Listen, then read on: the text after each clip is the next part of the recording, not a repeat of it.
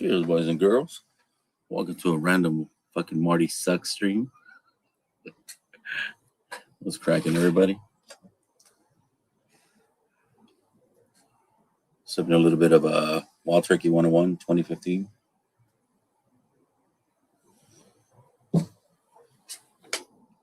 Links posted. Whoever wants to jump on, hit the link, y'all.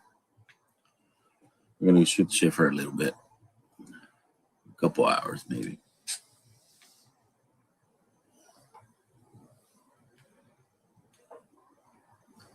Waiting for a couple of guys jump on. There's Slapshot. Cheers, y'all. We got LOL. Cheers. What's up, William? Cheers. Yeah, William. T. Robs and Chat.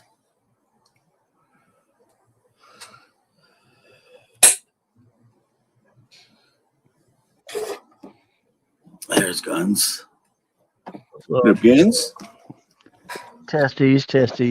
1, 2, 3. Right, left. Right, left. Right, left.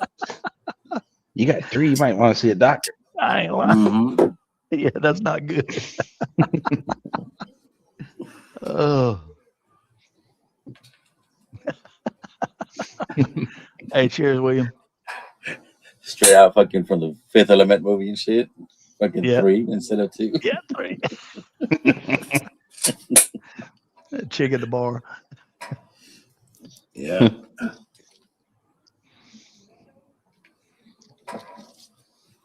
Yeah, Tuesday night, fucking Marty No, that fucking was bailed Running again. Man. Yeah, he did. Wasn't that Running Man? No Yeah. shit. 3. Yeah, the running man. No, it was What up, DP? Hey. Hey, what's up, Derek? All right, Derek. It was the other one where they went to Mars. I can't stay long. Total Recall. Oh, that's it. Yeah, Total Recall. Yeah. I can't stay Derek. long, but I wanted to come by here and say how y'all are. Dude, I saw Oh, your yeah. Grail. I saw your Holy Grail bottle at a liquor store in Charleston the other week. Oh shit! It was a 1.75 Old Forester 100 for $30 $30. Oh, Jesus. for a And I 175. want one of you guys to know. I want Yeah. you guys to know whoever's listening. Right. You know, Tim is one of my favorite people, and I actually like him, even though he's a cop. I actually like this man, okay? Yeah. And yet, and still, he saw this and he didn't buy it What's up, I barbecue? can put my hands on it. and hold it ransom for me. You know, he could. Hey, Jay. I want other guys to know. Tim could have bought that bottle. Yeah. And then said, "Hey, Derek, I'll give it to you for $60." Yeah. No. He could have done that. No. And no. Hey, holy. Hey, His I'd holy rather ground is send in I'd rather send Kentucky. it to you gratis, my man. No, Tim, I'm not. No, Tim, let's be clear. I'm picking on you, sir. Oh, I know. But I I'm know. just saying. I know. Hey, I know where it is. So I was even shocked. I started to get it for myself. Really, I was like, That damn. being said, I know I need to get the hell out of here tonight early. But how the Yeah. hell are you guys doing? Good, man. Good, bro. We're good. Doing all right. Doing well. Yeah. We got a taste of winter this year. Believe it or not. 2 weekends in a row. We got ice one weekend and snow the next. You know what? As much as I just told you, Tim, Yeah. I love you. Oh yeah, me too. I Man. don't know if your southern ass is allowed to talk to me about winter. Well, we get to experience it so infrequently, Mhm. that we have to bond over it. So You know what's funny, Tim? My high school is planning a reunion later on this year, oh yeah, and we all got together on a Zoom call. right. And most of my brethren lives below the Mason-Dixie line. Right. and I actually asked them, so what's the temperature where you are? Yeah. And that was the day I actually said on Facebook that it was like 3 degrees here. Yeah. And all my classmates all jumped in and go, yeah, we're not going to do that with you, Derek. We can't compete with that shit. The coldest it got here was that second weekend that we had the snow. It got down to 10. So that was definitely cold for South Carolina. Oh my goodness, that's nice. I actually like the idea of 10 degrees. You know, that's all right. That's all right. Because you know what's funny? You say it that way, Tim. Right. 10 degrees means my garage door opener might like me. Yeah. Absolutely. Yeah. No doubt. Mhm. No Yeah. doubt. A friend of mine lives in Auburn, Maine, and she made a Facebook post last week. She's like, 22 degrees. I almost might want to go without a coat today. Oh, shit. Travis, get your ass in here. What the fuck you mean you're going to That's bed? right. You never go to bed early, bro.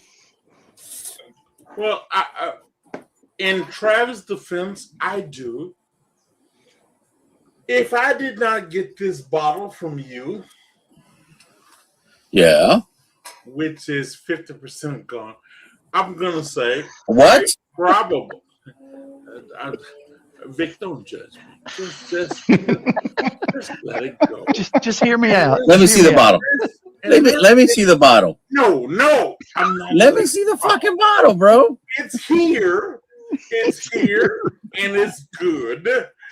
I have it. I have at least. Obviously, it's not empty yet because it's still not there. empty. I will say this, and I will say He this to just all of you, texted me an hour ago that he just got the bottle, and I want all you guys, and it's to 50% gone. know, and I want all you guys to know I have Yeah. never lied to No. any of you. No. So, I still have some. I hope you're enjoying it. Oh, Tim, are Yeah. you shitting me? It's actually okay. I think it's hot, Okay. and I put It's 125 proof, buddy. Yes. Oh, okay. Of course. What bottle is it? And when I put Trader Joe. Oh, put yeah. ice Trader on Joe's, it, yeah. and when I put ice on it, it is Yeah. wonderful. I bet it. Yeah, that nice. Yeah. And I actually it allows me to talk shit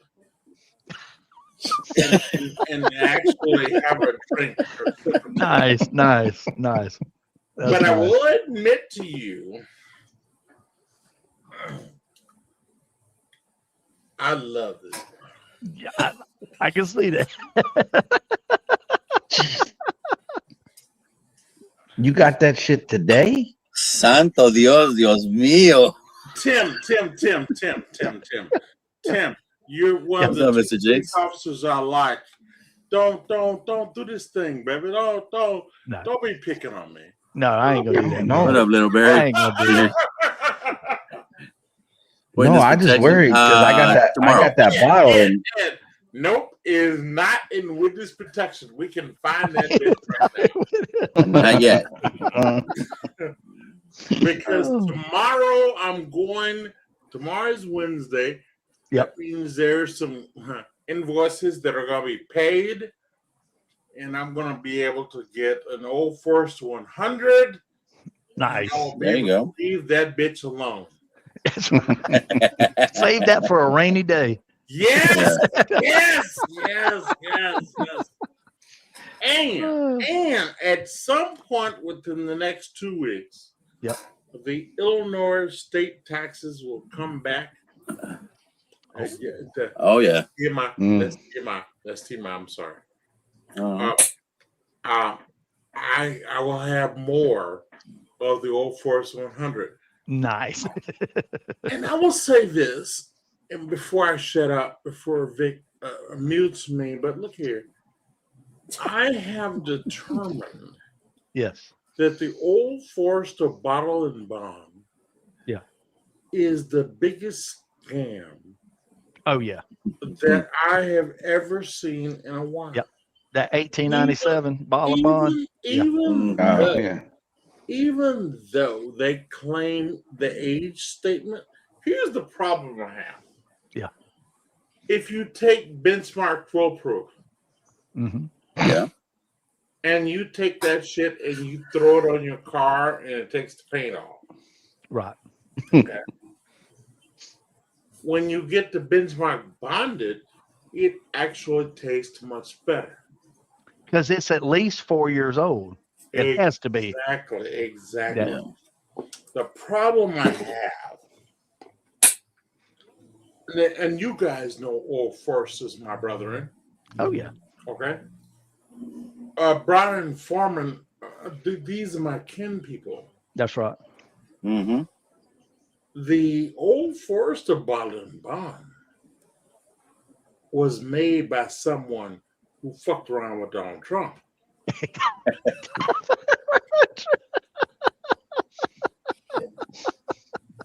Okay. I'm not trying to be political here. What I'm talking about is they're talking. Old Forester bottle and bond does not follow the rules. It's not. Absolutely no way. There's absolutely no way that that's 4 years old. Well, not only that bottle for $52 is ridiculous because it is not. There are whiskeys half that price that are way better. Man, Yeah. you know, Tim, you know I love you. May I stop you here, sir? Yeah, you can. Old Forester 100. Yeah. Yeah. Is 2.5 times better Absolutely. than that bottle. Yep. Mm-hmm. That's the reason I used the word I used earlier. Oh yeah.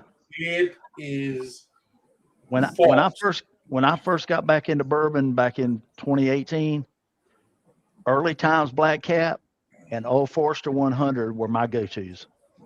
Those two bottles I drank more than I can count. Can I tell you a secret? Can I tell you a secret? Yeah. I did not know about Old Forester 100. And those of you who've known me for a while, you can tease me. Yeah. Oh, we will. 1920 has always been my go-to. Oh, I like And the single barrel, which I All love. right, Ed. Oh Have a yeah, good night. yeah. The bitches, that's right. Is the bitches Cheers, Ed. is always Ed. been my go-to. But none of my brethren, and when I use the word brethren, I mean you, Tim. I mean Vic out there in California. I mean Brian, goddammit. I mean all of you. None of you actually said, hey, Derek, you know what? For that flavor profile, there's some cheaper alternatives. There are. None of you said that. And I just want to throw this. Because none of you you go ahead and throw us under the bus because we deserve it. Hey, well, Derek, in my defense, when that was happening, I had never had the 125 proof Old Forester. I'd only had the 100 proof. So I didn't know what they tasted like until 2 years ago. That was my first one. Brian, I might be able to give you a defense, but I'm going to just say who is. But I'm going to say this for the rest of you. Oh yeah. Oh yeah. Y'all knew that. God damn it, I could get. Boo hiss. Not only that, back when I drank it, because Early Times was the liter bottle, it was $23. Old Forester 100 was a liter bottle, and it was $27. Mm-hmm. And so, when they didn't have Early Times in stock, I got the Old Forester, and I like both of them. Well, and they were both Brown Foreman. They were both Brown Foreman back then. So they had very similar profiles. When Old Forester, when the Old Forester 100, when you let it open for one day, Yep. and I do mean one day. God damn. Not more than one day. God damn. All I'm going to say is I feel that you guys, and I do mean you guys, all of you, have been fucking with me. We let you down.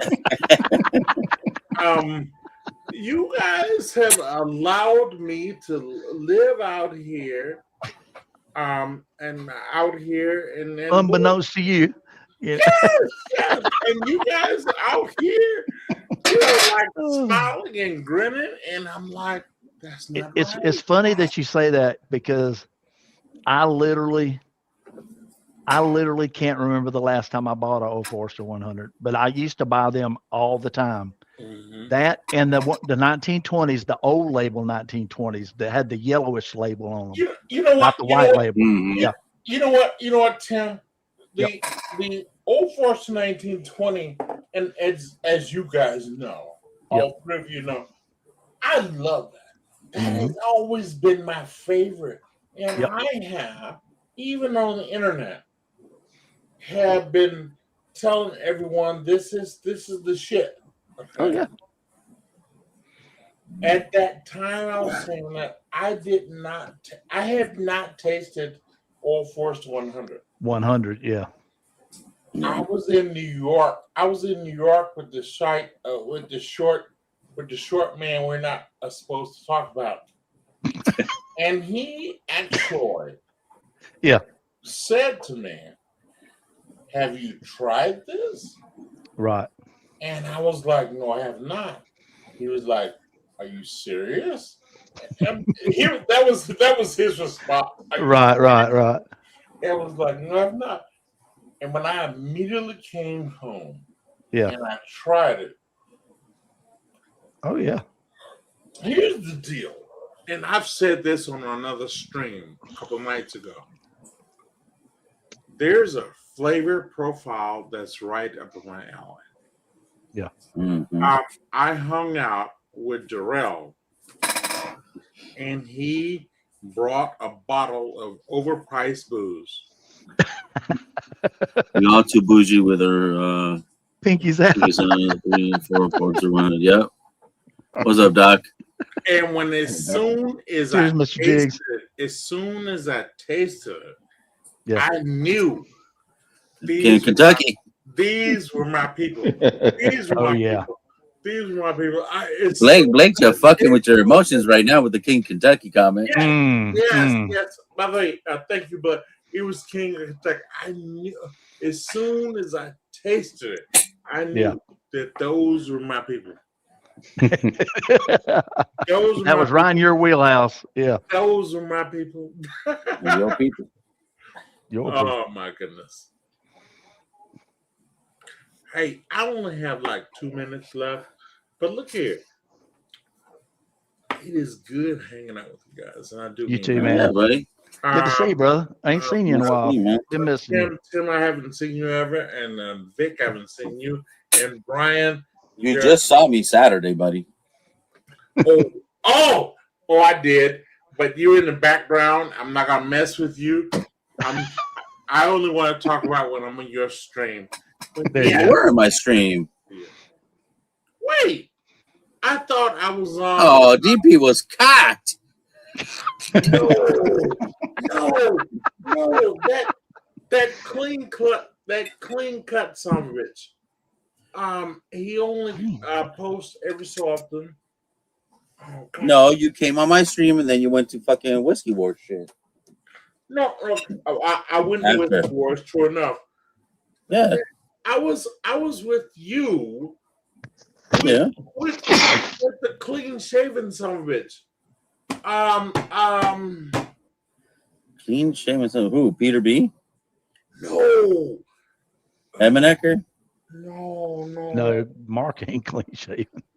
No. I don't forget when. J Max?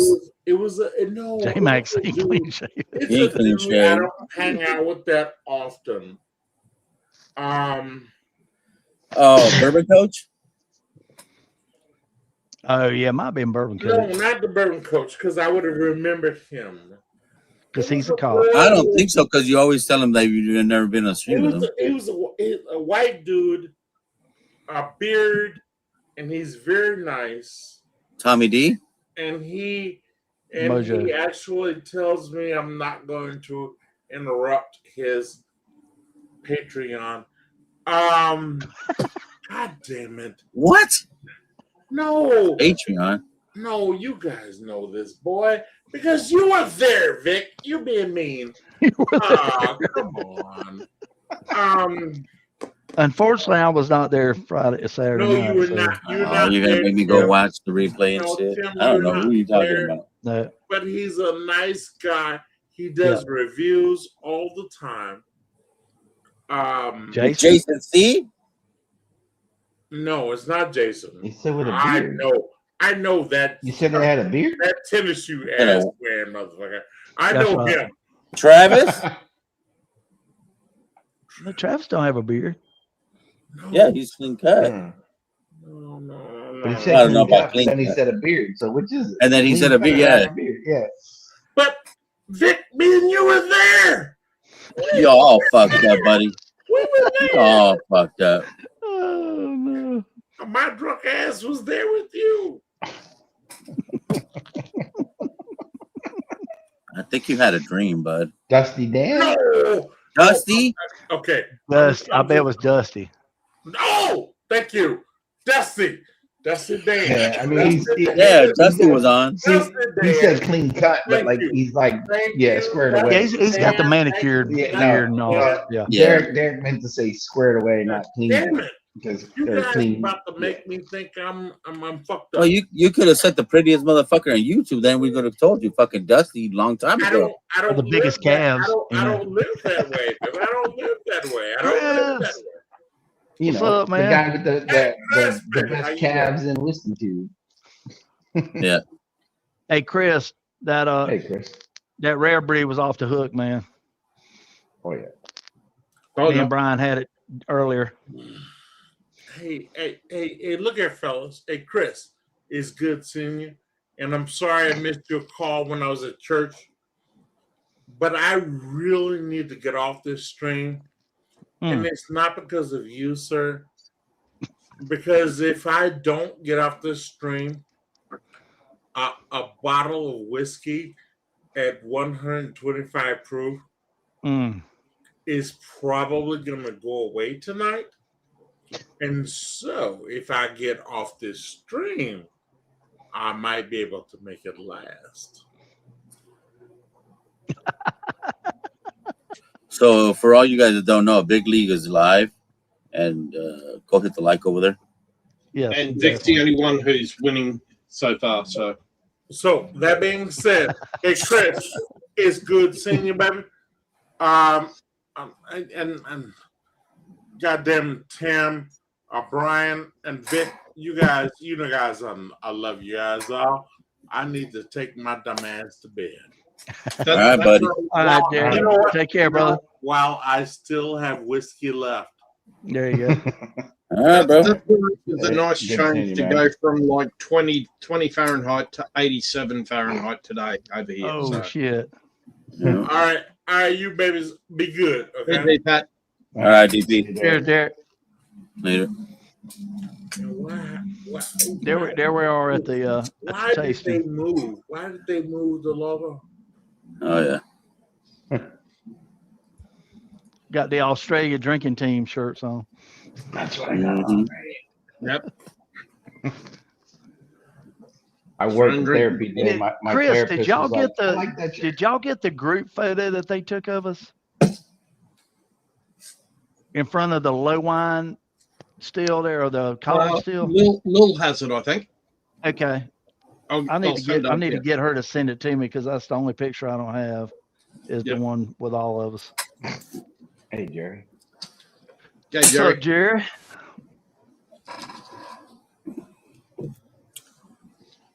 But There you go. Backyard sipper. There you go. Oh, that's a good one. Nice. but we found a bottle of that in DC. Nice. Oh, nice. and it was only $95. Oh wow, What? that's That's cheap. about $25 cheaper than they are around here. Yeah. Most of them like 120. Mhm. Well, he's not telling you where he got it. He got it from his boy that has fucking liquor.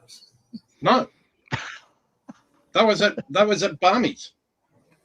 Oh really? That's a good price there. Mm-hmm.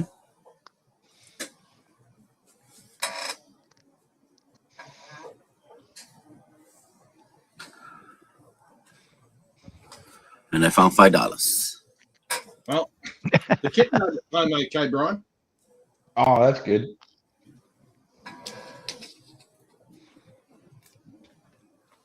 I got this at Bowman. That is a nice little kit they got. Oh yeah. Yeah. Got the 4 Glens, the topper. Dude, that is nice right there, man. Yeah, it's a nice little kit. Hell yeah. Glens, toppers, a stir, all that. Well, it's Oh no, that's a dropper.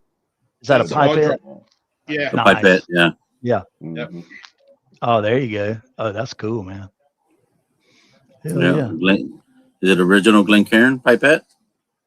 Yeah, Nice. it's a Glencairn glass. Yeah. kit. Oh, there you That's go. good. That's nice. Yeah, it's a nice little kit they got. Hopefully, Mara get the email that I won 5 of them motherfucking cats. Damn right. Yeah. Hey, you can walk next door and say, hey, you don't have to worry about shipping them to the store. I'll just pick them up for the No, dog. you got to go pick them up Well, anyway. you got to go pick them up at the distillery. Yeah, But I at won't the pick them up store. in the Yeah. main counter. I'll just get them at the back door. That's it. Knock, knock, knock. Hey, that's what you need to go pick them up and then go back to the distillery and say, hey, next time just keep them here for me and I'll just walk across the street and get them. Exactly. Hey, Yeah. Moo, get your ass in here, bro. What the fuck? Come on, Greg. No. Oh, It's next time, leave the fucking warehouse open so I can snag a barrel. exactly. Yeah. Yep. Just turn your camera off for about an hour while I roll that up That's the right. street to my house. The remainder of that bottle's home with me, Greg. Brian have his own special code. Yeah, exactly. Yeah, we. That's all that's left of that bottle I got off you, Greg. Oh gosh, that must be a damn good one right there. So we were drinking that in DC and Kentucky. Nice.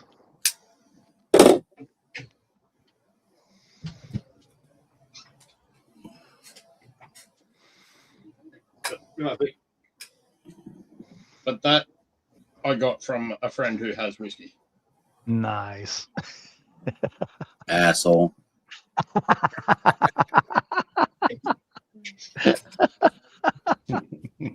Oh gosh. And he wonders why I dip his ass. There he goes. Fucking flex hour with this fucking guy. There you go. That's a This good is one. just the stuff that I brought home. This isn't flex. So it was customs nice to you, or you like a little bit sore? Yeah. Customers were very nice to me. I mean, now if I want to flex, that's the one that I'd chose. Oh, the medley. Oh man. That's an old 2018 pick from which Nice. the Bird Mafia did. There you go.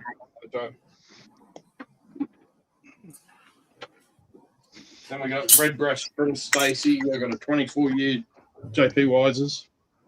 Oh, Yo, Tommy. gosh. Tommy, What's up, Tommy? Flexing the guns, Bo. Gun show, baby. Look at that That's farmer's right. tan. You got that farmer's tan going on.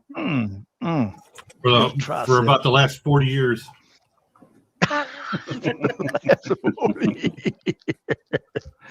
What you sipping on there, Tommy? Got a little Buble. Little lemon lime Little Buble. Buble, little Michael Buble. Yeah, I got the car today, so gotta go get the wife later. Nah, I got you.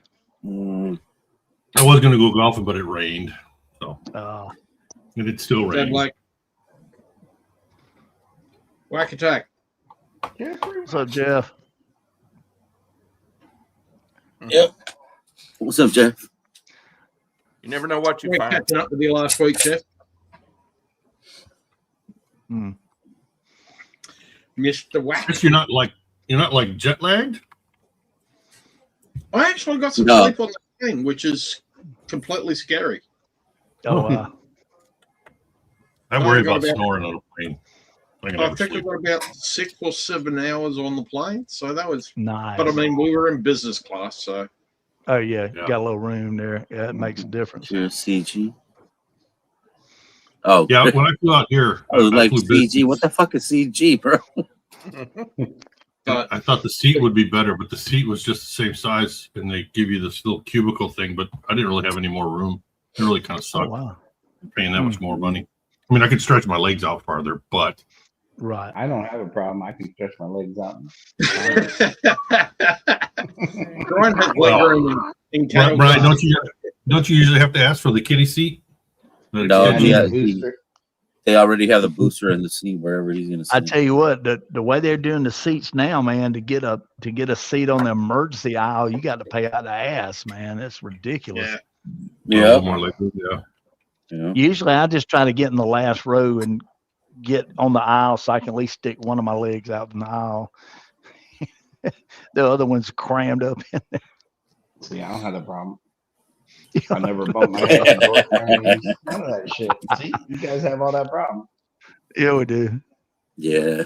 I've never hit my head on the door frame. What's up, Bill Scott? Cheers, bro. Dude, I remember one night I went to a domestic call up by the lake.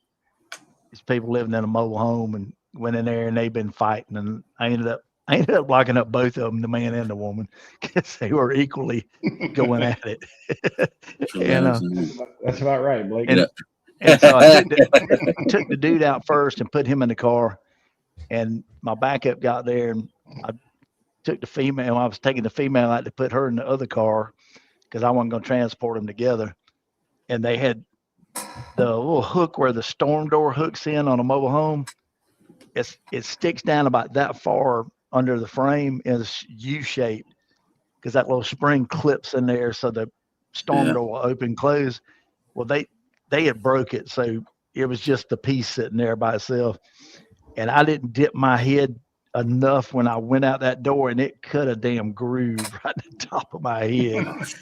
And I mean, I have a blood is just running right down my face, And that woman looked at me. She's so many damn times. Did I do that? Ridiculous. I said, no, you didn't do that, but I'm gonna take this out on somebody before we get to jail. Yeah, but your husband's gonna take the fucking whooping out of that one. Take the brunt of it. He's gonna get a screen test on the way to Darlington. So he's gonna get an extra cavity search with the fire hose. Turbo enema. Fucking leave it to Jerry to make this shit awkward as shit. Oh, he needs a cavity search. The fuck are you talking about, Jerry? And I had to do one time. He was raising sand in the back seat. He would not calm down. And I was running like 80, 85, trying to get him to the jail. And he just kept on and on. And I finally just had enough of it. And I just fucking locked the brakes up in the middle of it. Did you see that dog run out in front of me?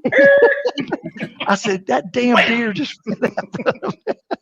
And he just, dude, when I took him out of the car, he had that waffle imprint of the screen. Oh, you got a mesh? See, ours were plexi, so they didn't get a waffle. Well, ours were plexiglass behind the driver, and then it was that mesh on the other end. On the other side. Yeah. Okay. Ours were all plexi across either side. Now when I had a slick top car, I didn't have any lights on it. I had a fold down screen that was all plexiglass. So if I ever had to put anybody in my car, I would fold that screen up and lock it in, and then it was glass all the way across. But back then I had an old traffic unit car, and it actually had bars on the windows, and but it was all tinted out because before I got it, it was a traffic unit and they had radar and LiDAR and all that stuff in it. Yeah. And they took all that out when I got it, but I still had the tinted windows and the bars. So a lot of them little kids down in the South Side, they thought I had a canine because they saw the bars and they thought there was a dog in the back, and it was so tinted they couldn't see it. And I'd get on the PA and I'd go, So, Mr. Mom. oh my God, there's a canine. I thought about a screen test. And They start running toward the car, and I start barking. They take off running. Whatever we needed for the night. It's a long time. Yep, definitely. I only did it a couple times, but hey, it worked. You got somebody showing their ass in the back seat. Get up about 70, 80 and just jam on the brakes one time. 2 years after I started. Especially when they're not seat belted in and they got this cuff behind them. They can't do We that. only had 2 years that we didn't have to seat belt them. Then we were mandated to seat belt them. So then it ended the fun. There you go. Joe, the sample guy. Cheers, bud. Cheers, Joe. Cheers, Joe. Joe.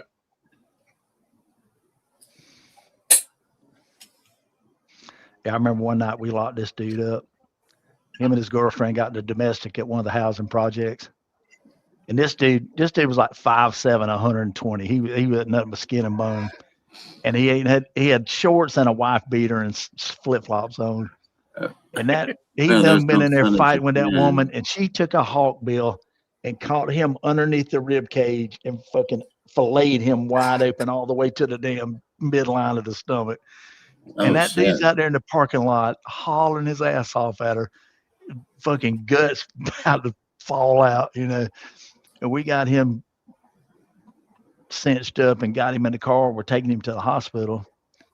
And I told the guy, I said, take him to the hospital. I said, call the city and get them to send somebody up there because we were busy. It was a Friday night. We had shit popping off. And he got like a mile down the road and started calling me. And I'm like, what's going on? I pull up.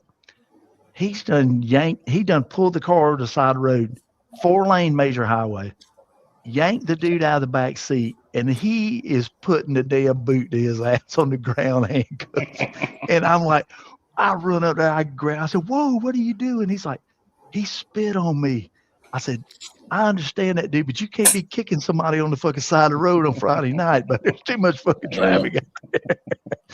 So I told him, go get in the car. You know, I got the dude up, dusted him off. I had to take the handcuffs was all twisted up and shit. I had to take the handcuffs off, recuff him. I put him behind the driver because we had the plexiglass there, seat belted him in so he couldn't move. I said, take his ass to the fucking hospital and get your ass back because we got shit to do. And but dude, it was so crazy, man. I remember rolling up and all I could see is him kicking this dude on the side of the road. And people are slowing down. Well, thank God we didn't have camera phones back then because people were slowing down. They're stopping in the middle of the road, watching this cop just kick the shit out of this guy on the side of the road, just handcuffed. And I'm like, oh, please don't. Please don't. Yep. Don't forget the duck. That's right. No, thankfully everybody over spit at me. They weren't already cuffed, so I can knock them teeth out. That's it. Dude, we had a dude we chased one night on foot. We chased him all over the place. Finally caught him, and they walked him back to the car, and he was trying to snatch away and all, and got him right up to the. And we had them old boxy crowns, them old late '80s, early '90s crowns. Mr. Moo Moo, what up? What's up, Greg? Am I thinning on top? Just A long time ago. Just a little. Yeah. But we got that dude back to the car, and he was trying to buck up, and I don't remember who it was, but somebody grabbed him by the back of the head and just slammed his face down on the hood. And he had one of them grills that you clip on. It broke his fucking grill, and the imprint of his teeth were in the hood of the damn where they just slammed him damn mouth for it. Busted his damn mouth all up, man. Broke his grill, all that good stuff. He had about 3 ounces of powder in his damn pocket. He didn't get rid of before we caught him. So, well, he's gonna need that booger sugar for the fucking pain after that fucking slap.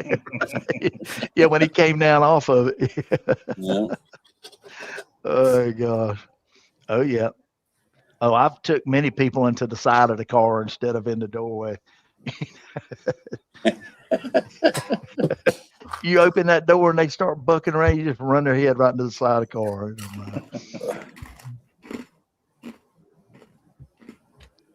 We had one deputy. I remember when I first went to work for the county, this guy was like 60-something years old already, and he was still working patrol. So you know something's up. He never got promoted. Yeah.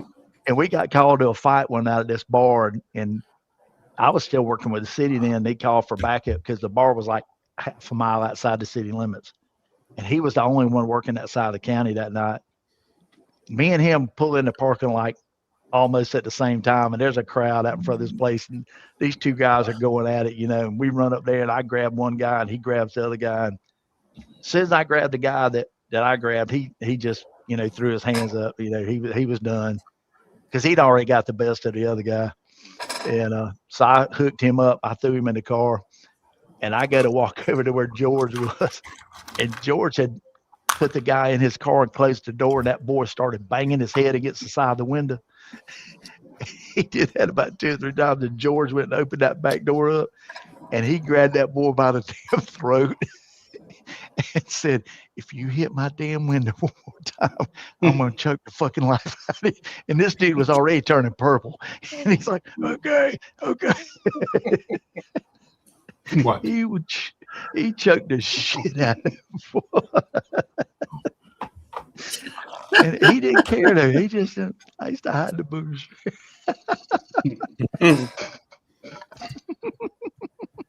Fucking Bill. Oh, Bill. Oh, gosh. Well, that Elijah Craig was damn good, Greg. I'm glad you enjoyed it. Hey, he got another one out. I'm going to grab you one when I see you next year. He got a 10-year in now. He's getting all these rejects, Chris, that come in from like leftovers from the state of North Carolina picks. And believe it or not, this 10-year is even a little bit better than the 9-year. Oh, wow. I'll grab you one. Is that at Liquor at the Lake? No.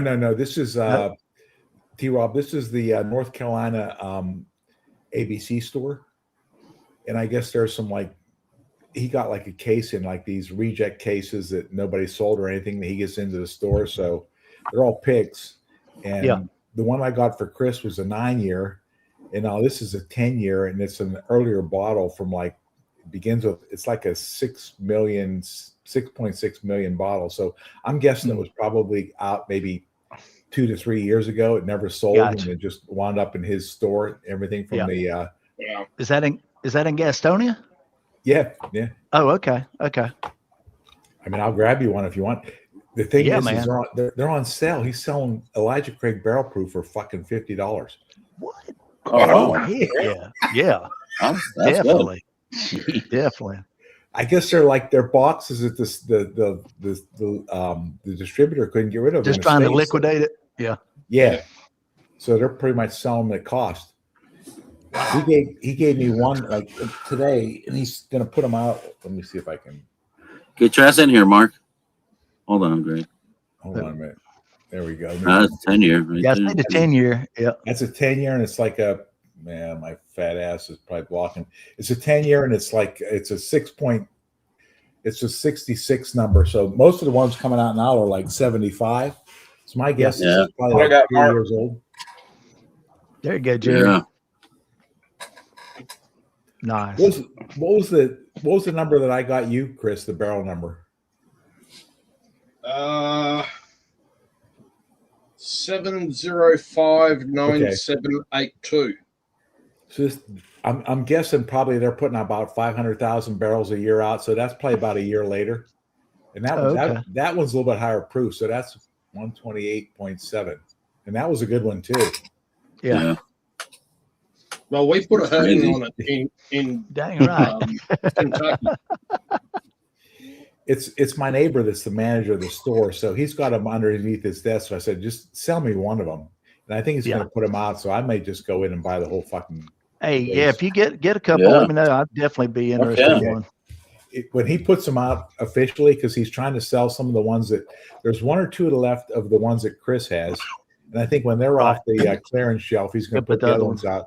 I just may say, just give me a fucking case, and I'll just wipe out the whole fucking shelf. And if whoever wants one can have them. That's right. Yeah.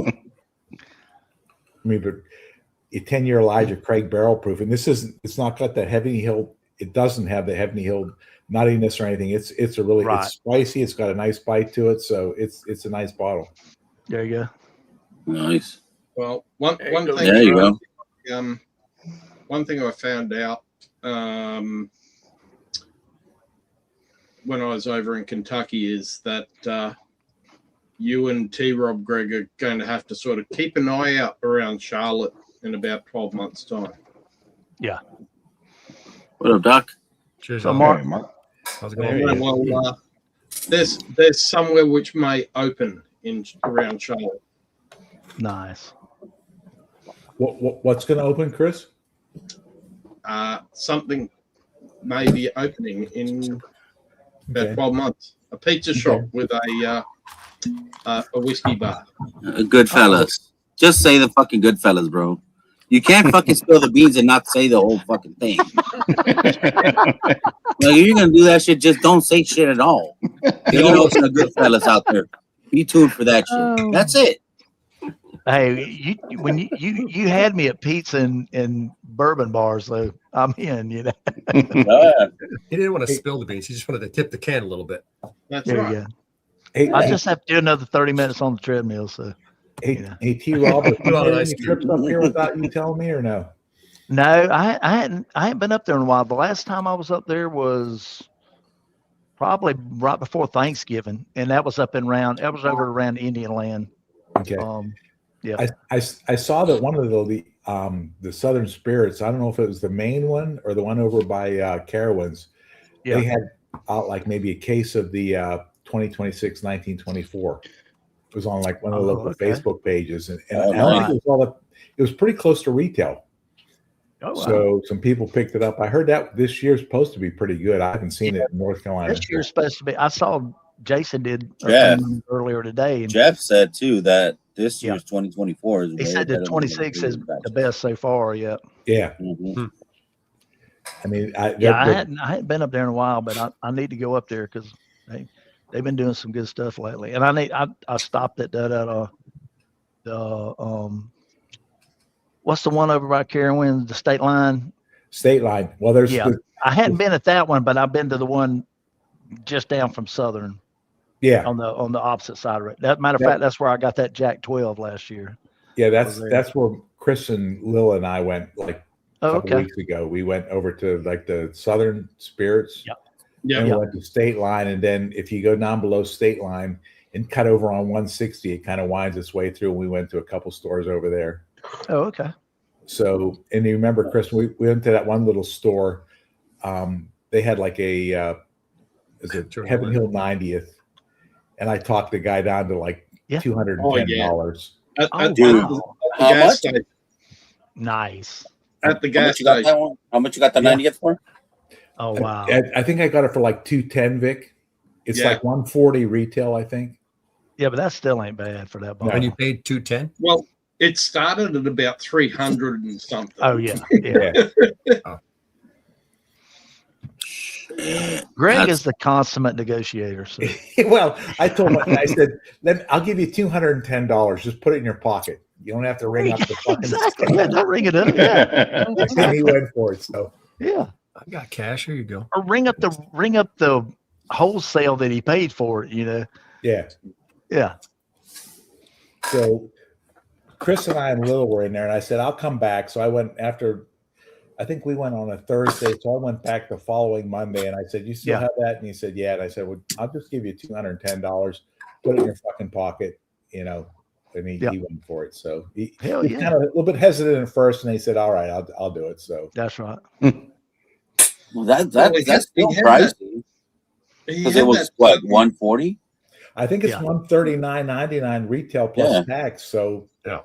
you know, I mean, Hell for yeah. something like that, I'll pay, you know, $40 or $50 over. Yeah, because you're not gonna find it anywhere No. else. You know, I mean, and if you do Yeah. in South Carolina, it's gonna be outrageous, you know. And the only way you can find it in North Carolina, and I've got lucky, and not that one, but if shit comes, most everything goes to what they call mixed beverage. So the restaurants and the bars get all the Yep. shit.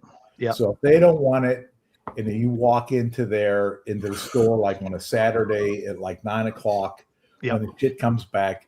If you're lucky, you might find like I I'll found be like back in a an second, H. guys. Taylor, a Blanton's, Hey, Chris. Yeah. a couple other balls, but anything like that, no. You know, No. so you're No, most you're not gonna likely, see that. you're not Yeah. going to find it. 2 years ago, I got a stag like that. I walked in Yeah. and I almost fucking fell down. There was a George P. Stag. Oh, No. wow. Hey, a buddy of mine did the same thing year before last in GTS, 2024. Yeah. He went to he lives up near Pageland, and he went to the one in Monroe. He always goes up there during the week when he's off, because I think they get their truck on Tuesday. And he says, anytime I'm off on Tuesday on day shift, he said, I'll go up there and, about 10:30, 11 o'clock and see what they got, and he said that particular day, it was like the third week in January. He rolls in there. It's like 10:30. He said he walked in. There was like 2 people in the store. He said they were just bringing stuff out of the back on the little push carts. They had the cases. And he said he saw Buffalo Trace. He saw Eagle Rare and E.H. Taylor. And he said, okay, that might. And he's sitting there watching the guy put them out. And he puts them all out in the bourbon area. And he said he set this one bottle all by itself. And he said all he remembers was as soon as the guy put it up there and turned around and moved down, he said all he saw was antlers. And he's like, I know that's not what that is. And he walked over there and he said he looked at it. He said he looked around. He looked back at the cash register. He looked back at the cash register. He said the female back there was like, was it like a George T? It was a George T. Like Yep, GTS, $137. Yep. He's looking to see if he got Wow. Yeah. She That's said, awesome. and he took it up there and said, and she said, that's the only one we got this year. I'll "Damn." text you. There's a place that's called Tequila's. I've known a little bit, got to know him a little bit. The guy that's owner it, and he's got some really good pours for it. I went in there and got like a Jack Daniel's 14 for like $20 for an ounce and a half pour. I'll text you a picture, and it's a healthy Oh, heck pour. yeah. It's like Nice. 2 miles from my house. Yeah. And then she gave me, I said, I'll have one more because that was pretty proofy. So I said, let me have one more. And that came with a basket of tequila chips and salsa. So I said, give me the George T. Stag.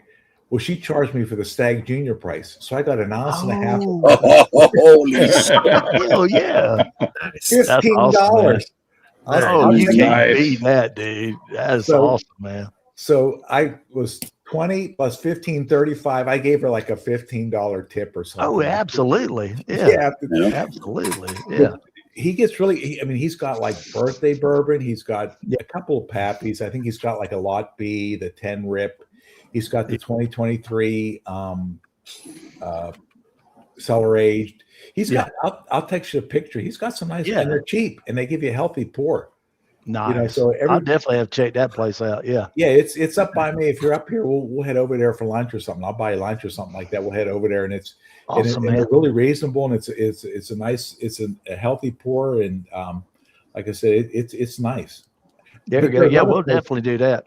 There's other places around here. I went over to the one place in Belmont that they were the only one to get in the William LaRue Weller. So the Jonas Brothers, because they're from around there, they own, it's Nellie's Southern Kitchen in Belmont. They own that restaurant bar. Right. So I went over there, and they had the 2025 William LaRue Weller. So I went over. I have one pour. Yeah. She brought the fucker out. It was like $60. I didn't want to be a cheap ass and say, maybe you just better pour that shit back and forth. I got one and walked out. I mean, goddamn, that's gouging, Yeah. $30 or $40. Okay, I'll pay that, but $60. Yeah, that's a little much. Yeah. So, but yeah, if you come up, we'll go over there. I'll buy a sign. We'll go over to that place. Absolutely, man. I'll definitely take you up on that.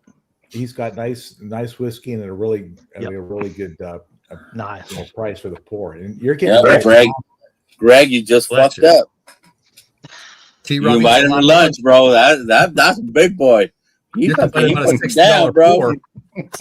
Shit. You damn fucked up. That's all right. You don't want to be a cheap ass. You can't tell him to send it back when he gets the giant steak. Like I get the carne asada. I'll go easy on it. It's only money. You can't take it for with two. You. Yeah, for me and Greg. Fucking Greg and T-Rob go to the fucking restaurant. Like, what would you like? Bring me half a cow. Holy fuck! Cow. Medium rare. Medium rare. Potatoes. And he's paying. A loaf of bread. Not the horns off, wipe its ass. I never make it past the bar. I've been in there 2 or 3 times in the last couple of months. That's how you the get. door. The bar's over to the right, so I go. sit down. I get a pour or two, and tell her bring me out a nice little basket of homemade tortilla chips and salsa, and I'm good to go. You know, You're good to go. That's it, man. Yeah. Absolutely. Carbs. That's right.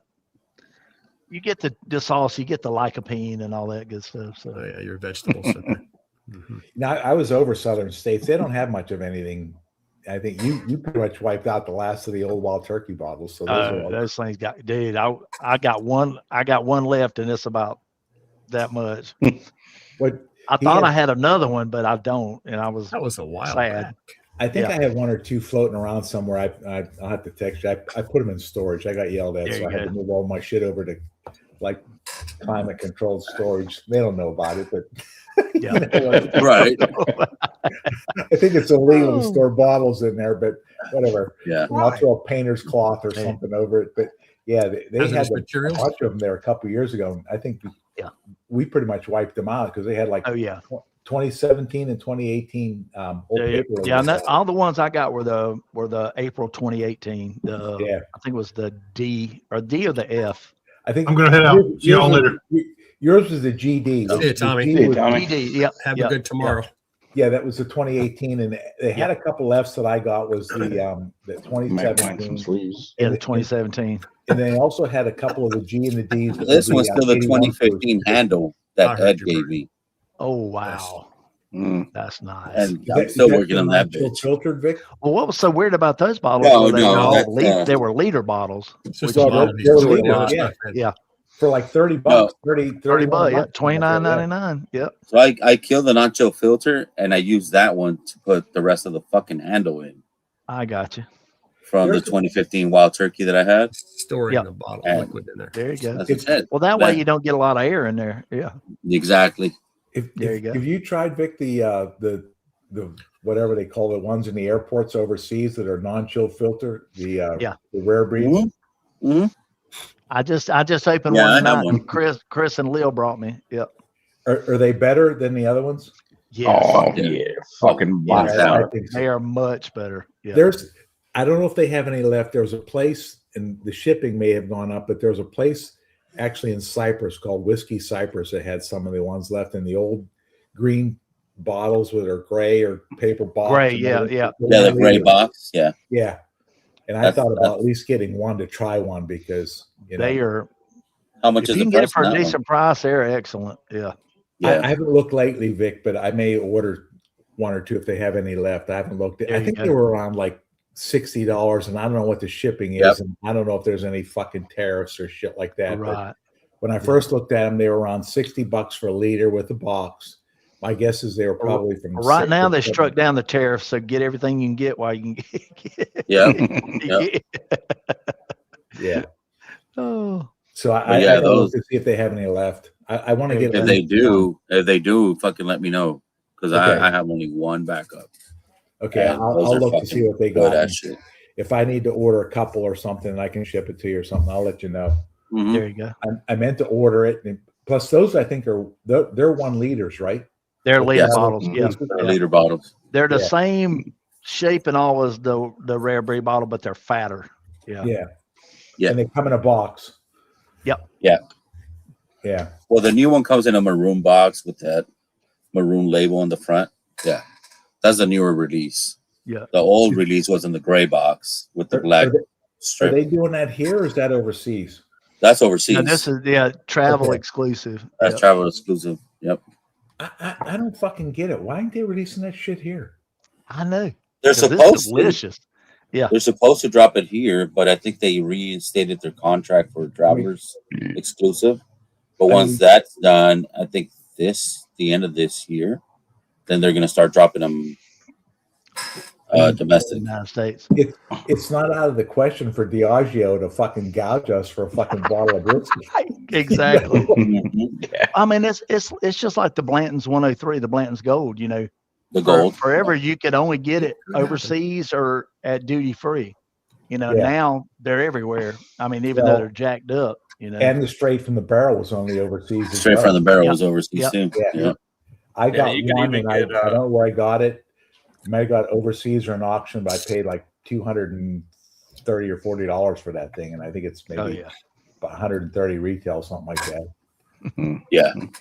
Yep. Yeah, like they have them here at High Times, the fucking straight from the barrels and the golds, and they both go for the same price, like $190. Yep. Yeah. You might as well So, get like, straight from the barrel, you know. Yeah. Oh yeah, If you hands don't get down. one, yeah. Yep. Yep.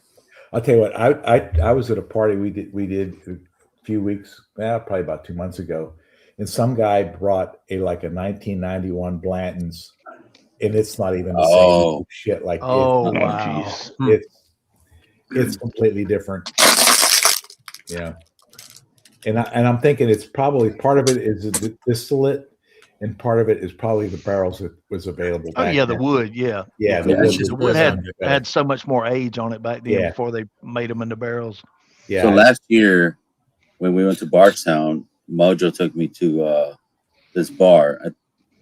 What's it called? They have one in Evergreen. No. Justin's. No, it's they have another one where they got Dusty Pours. Yeah.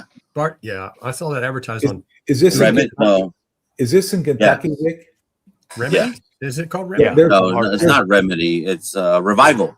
Revival. That's it. He took me to Revival. They opened a new location in Bardstown. We went to Revival, and he bought me a pour. It's on that back street. Yeah. Yeah. Literally in the back street. Yeah. With the boys. And it was a 1992 Blanton's pour. Oh wow, dude! You taste that shit. Not even close. Not even close. Nope. Yeah. Take that back. It's not neat. It was neat, not Revival. Yeah. Okay. Neat. Yeah. Had the neat. black canopies. We over the windows. No. Oh yeah, I think so. I think I had a little black canopies on the. It's on a corner and shit. Yeah, it's on the corner. Yeah. We're up in Louisville. We went Vic to the Bardstown. Revival. We went Vic to the Revival. I think it's like in Elizabeth City, so it's kind of on the way over towards Lexington, or not Lexington, but Louisville. Mm-hmm. It's outside of Bardstown, and they had all that shit. And one of the guys we were with there, he bought us like a flight of two of the things were like old pre-fire Heaven Hill. Heaven Hill. So one was like, is it like old Virginian or something was Heaven Hill or something? It was like 15-year-old Heaven Hill. Yeah. And there was a pre-fire 12-year-old Heaven Hill, and then I think one was like an older Elijah Craig barrel proof, and then I think one was a pirate bottle. It was like he was very generous too. It was like $120 per flight, you know, and it was healthy pours. It was about an ounce and a half, ounce and 3/4 pour, but you drink that old shit, it's not even the same. Even at 86 proof, it's so much more. It's just so much more flavor in it. That was our flight at Jack Rose. That was the flight. Oh shit. Oh well, that's in a league all of its own. Yeah. You know? Wow.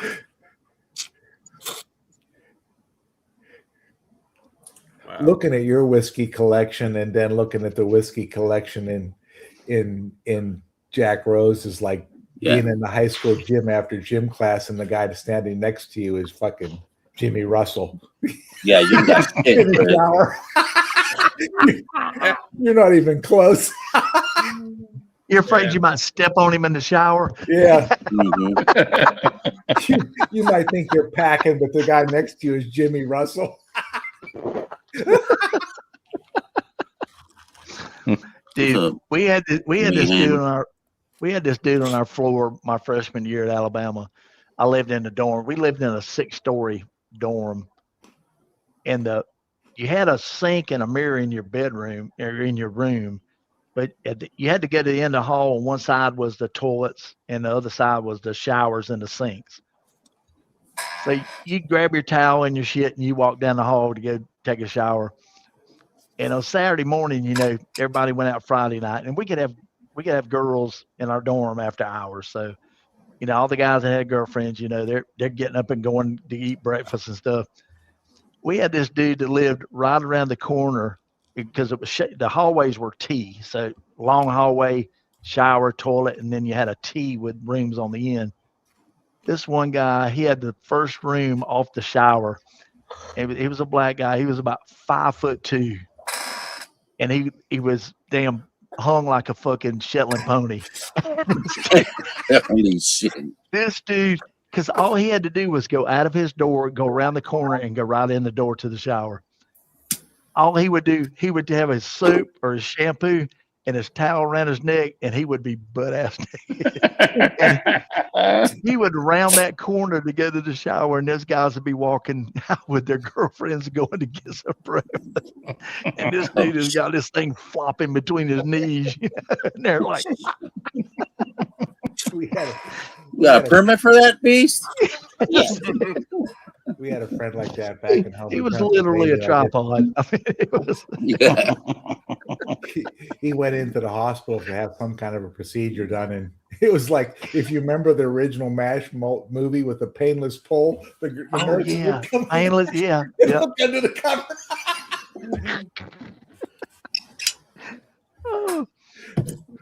We had this guy one time. We had arrested him on attempted murder charge. Well, he was on probation. So when we arrested him, we took him to jail. We contacted probation parole. They came and picked him up. They took him to state prison because he had to do 18 months because the last charge he was on probation carried 18 months. So he did his 18 months. Well, they sent a fax to the sheriff's office saying, hey, we're getting ready to release this guy. Do y'all still want him? Because they came and got him out of our jail. He hadn't even got a bond. He literally got arrested. They violated his probation, and they sent him to state prison for 18 months. So somehow or another, our lieutenant that was over the warrant division that did all the transports and pickups, he just took the paperwork and laid it on his desk and didn't read it. So they let this guy out of state prison. He's wanted for attempted murder. Ain't even got a bond. He's walking around. So we're looking for this guy now. You know, it's a manhunt. And we're looking for him. We've been looking for him for about a week. And we get a call. Somebody called 911 or the tip line. And they said, hey, the guy y'all looking for is staying at this. It's his girlfriend's house. He's staying at this address. So they sent a couple of deputies and a couple of investigators over there. They knock on the door. They got 2 deputies at the front door, 2 deputies at the side door. Knock on the door. Nobody will come to the door. They can hear movement inside the house, you know. They kick the door. They go in. They go to they're in the back bedroom, the rearmost bedroom in this little 3-bedroom house. The first deputy that goes in the bedroom, there's a girl in the bed. She's got the covers pulled up on her. Dude is going out the window as he goes into the house. Dude's going out the window. He said, I saw the dude going out the window. He said, and he was already halfway out the window, and there was a radiator hose sitting on the windowsill. He said the first thing I did was look at that girl and say, "Are you okay, ma'am?" This dude went out the window butt ass naked. Yeah. What's up, Coach? We ended up catching him a few days later. He was hiding in the woods. Apparently, he had stole some clothes from somewhere because he had clothes on when we locked him up. So. Apparently, Milton Berle was hung like a mine mule. He was one of the Hollywood celebrities that hung like a mine mule. And David Brenner said he walked into a sauna with Milton Berle sitting on a bench. He thought he saw a small boy standing between his legs. What up, Manny? Cheers, brother. Hey, what's up, Manny? Hey, Manny. That's funny as hell, man. What's up, Coach? Forrest Tucker. I think Frank Sinatra was supposedly. Yeah. Who was Frank Sinatra's girlfriend? Oh, Which part of his timeline?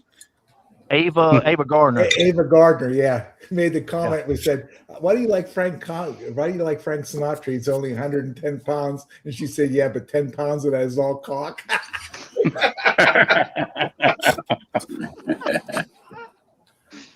Oh, that's like Ric Flair. You know, they said that time they had gone over to Europe and wrestled some big wrestling thing, and they were coming back on the plane, and everybody was hammered drunk. And he said Ric Flair went to the bathroom. He came out. He was butt naked. He was running up and down the aisle on the plane. He said it looked like it was like a baby's arm holding an apple. Oh, God. And that's why Marty sucks. That's why. Thank you guys for being on the street tonight. Holy Hey, man. shit. Thank you, man. Appreciate you. If Marty's sucking on that, he's got a hell of a strong jaw. Oh yeah. Marty was supposed to be on tonight, wasn't he? Yep. Yeah. Evidently, everybody that was supposed to get their samples didn't, so they couldn't do what they had planned. They all said Marty sucks. Yep. Well, considering that his one had dick sucks in the background behind the bar. Yeah, exactly. Yeah. Yep. So you crack any of those Southern Distilling bottles yet, T-Rob? Yeah, I did my that Paragon weeded, the cast strength. That's a good one. Man, that stuff's good. That I really enjoyed that when we were at the distillery. I've got like 2 store picks that they did that was cast in, and then they had I don't know if it was a pick or not, but they had one of the weeded, and I've got all 3 of them. I thought they were really good, and they were really good price too. I don't know. I like the cast strength weeded, and I like the regular 90 proof bourbon that they do. And I tell you that 90 proof, I think is better than Eagle Rare, personally. And I love Eagle Rare, but their 90 proof bourbon is very good.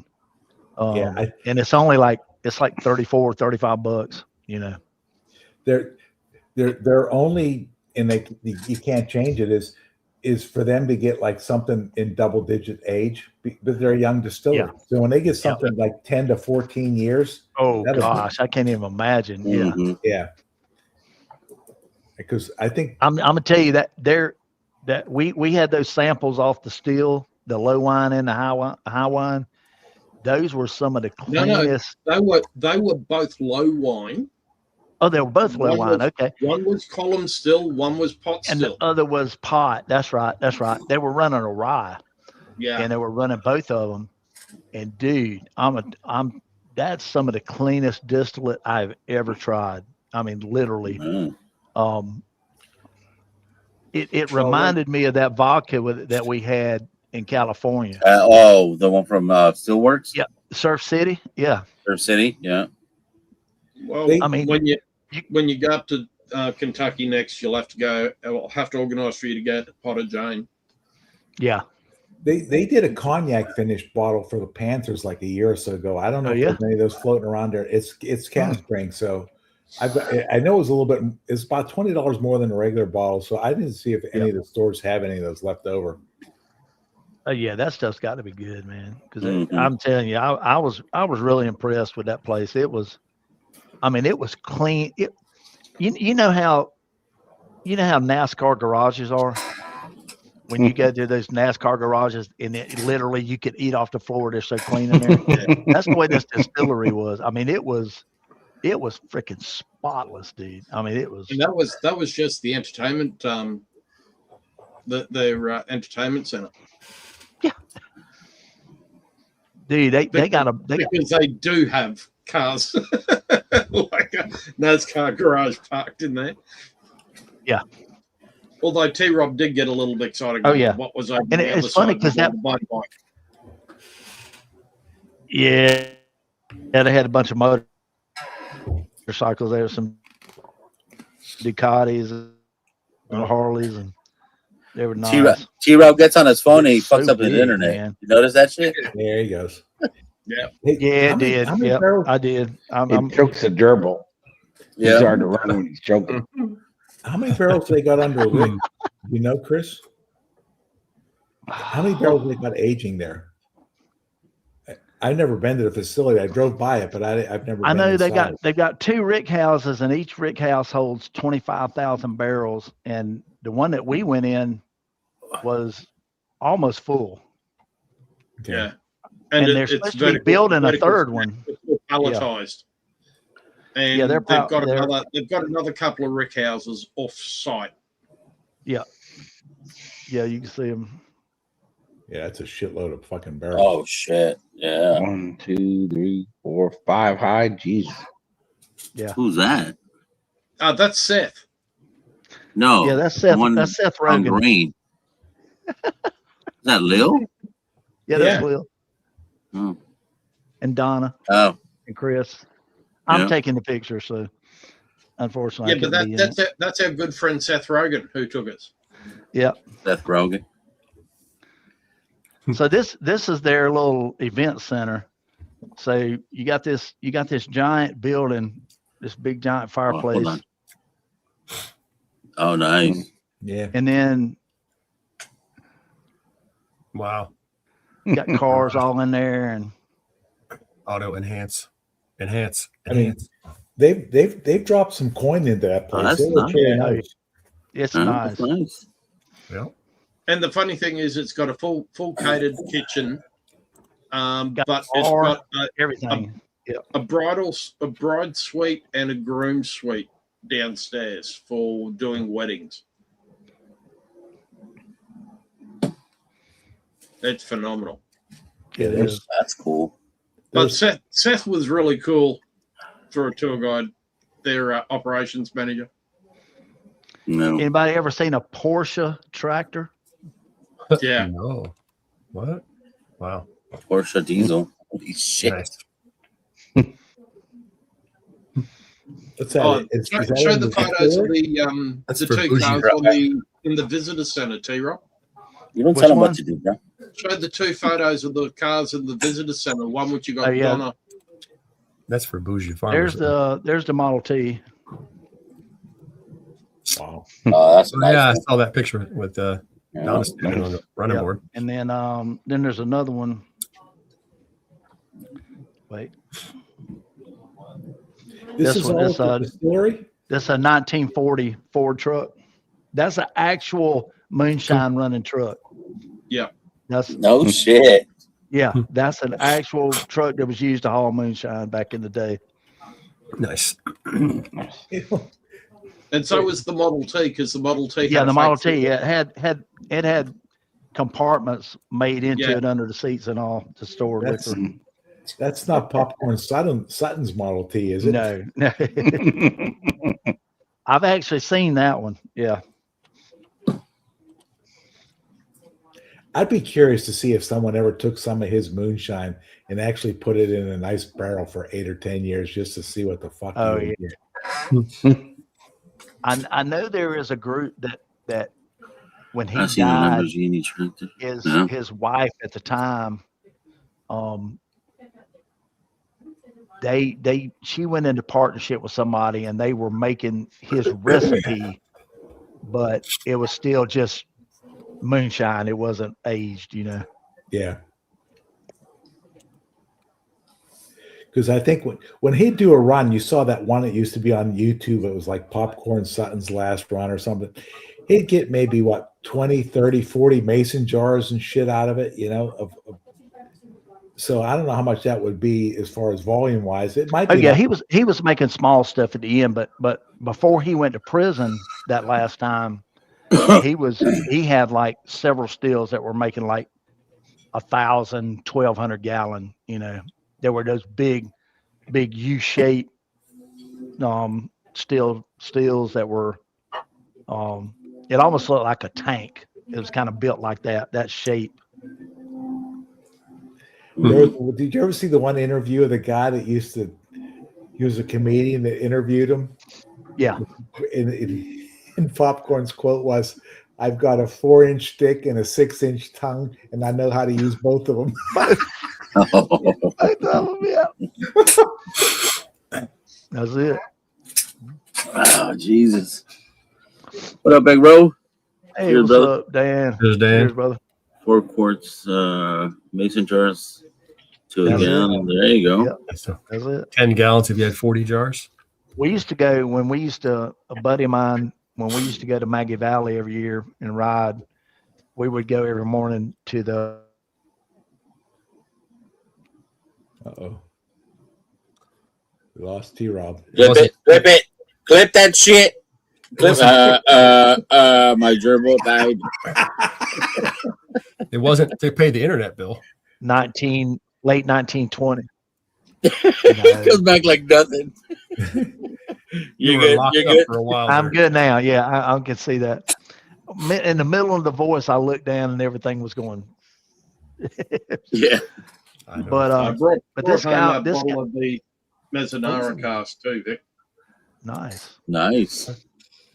But he would be at the breakfast place every morning eating, and he had an old, like a 1928 Ford that he made it up like popcorn's old car.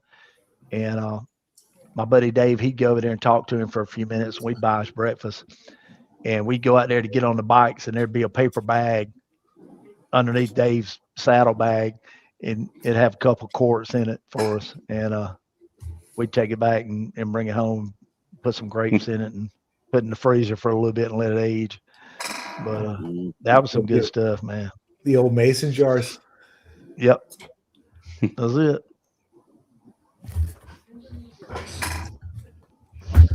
That's crazy. Well, He it's never good you chill sold for a it, minute. I'm gonna go to bed because I gotta get up. It's the middle of the week. Yeah, I got to go to the doctor guys- in the morning. So You guys have All a right. good day. Thanks for inviting me on, Vic. enjoyed it. All right, bro. Y'all have a good one. Hey, we'll catch y'all Thursday. Cheers, man. Yes, sir. I'm ready to win all that fucking drawings. Hey, how's the Caps doing, Brian? Fuck you in Sydney. I just asked a nice, honest question. I'm not worried about the Caps right now. USA won, so we're happy. Yeah. Yeah. I'll tell you, Hellerbuck on that one, he looked like fucking Oh, dude. He just threw the fucking paddle out and it blocked. Yeah. Oh, yeah. Mm-hmm. If you And Jerry Black is on a fucking mission of fucking around the world or some shit. There you go. you know, he did it too many times to be accidental, but fucking Hasek, if you watch them old highlights of him, he was fucking sprawling all over the place, but somehow he kept the fucking puck out of the net. That's the one which Stacy gave us. No, if Hellebuck wasn't on the Jets, Nice. he'd have a cup or two. Nice. Oh, yeah. Just got released. I think Yeah. I think Hellerbuck, if I'm not mistaken, Brian, he's won like the fucking Vezina 3 fucking times, hasn't he? Twice. Yeah. Oh yeah, I saw He's that the earlier. presidential. Medal of Trump's Freedom? giving him No the. shit. Yeah, I saw that tonight. If you know what, he was probably their most MVP for the series. And if the goalie's He was for the Olymp. Like McDavid won for the fucking whole thing, but no. McDavid is like everybody sucks McDavid's cock for some reason. I don't understand. I don't. No, I don't. Fuck that. If your goalie's only given up one goal in the final game to the Canadians, he's the fucking MVP. Oh yeah, exactly. You know, very much so. You know, I mean, and like we went 6-0, they went 5-1. They lost to us, and you know, and I will say, and Vic knows, the Canadians have a better team. Yep. But the Soviets had a better team in '80. But heart won us that game, not skill, heart. Yeah. And that is something that doesn't show up on paper, and that's how we won that game. Well, and if you look, I mean, it's like look at New Jersey or Colorado. Yeah, they had really great teams, but especially New Jersey is if it ain't for fucking Brodeur or Waugh, they ain't fucking winning. Your goalie's only giving up like 1 point something. Fucking yeah. You know? And I'll give it. And I hate to fucking make this. Kills me to make this statement. McAvoy, Boston Bruin, He saved a shot. He got in net. He blocked it behind hella block, took it off the chest, fucking threw it out. Yeah. That is what won us the gold. Yeah. Yeah. You're and right. I hate to give credit to our fucking Bruin, but you know, he did it. on paper, the Canadians had the best team, but sometimes the best team don't always win. You know. That's right. The best team scores the most goals, and you know, McKinnon made his statement after the loss, and the better bullshit. You know what? Yeah, you had the better team. So why didn't you win? Oh, you fucked up a 5-on-3. McKinnon fucking blew an empty net that my fucking dog could score on. Yeah. And so go fuck yourself. Hey, not that you're concerned, but what's the story with Crosby? Is he able to play or no? I think Judas fucked him up. Yeah. Well, they cheated. That's Vic's guy. That's my former guy. My guy. Come on now. You know, but the Penguins' problem is they're playing better than they are offensively, but until they find a good goalie, they don't have a fucking good goalie. That's our problem. You know? Yeah. And if you don't have a good goalie in the playoffs, you ain't gonna win in fucking. Nope. And see that's I hate Jordan Bennington. Hate that guy. But when that guy plays in fucking the Olympics, Stanley Cup Finals, playoffs, he fucking stands on his head. He elevates his game. That's it. If you don't have your goalie stand on his head at least once or twice during a series, you're not going to win in the NHL playoffs. That's the way it's got to be. And I just don't think they have that guy. They got rid of fucking what's his name, but who the guys that they got in there now? And apparently the best guy that they got is like the young kid that's in Hershey I guess Hershey or wherever he's at, and they won't fucking play the guy. You know? Yeah. Put the guy in there. If he's the best goalie you got, put him in there for 2 months, let him get some experience and see what he can do. Mm-hmm. Nope.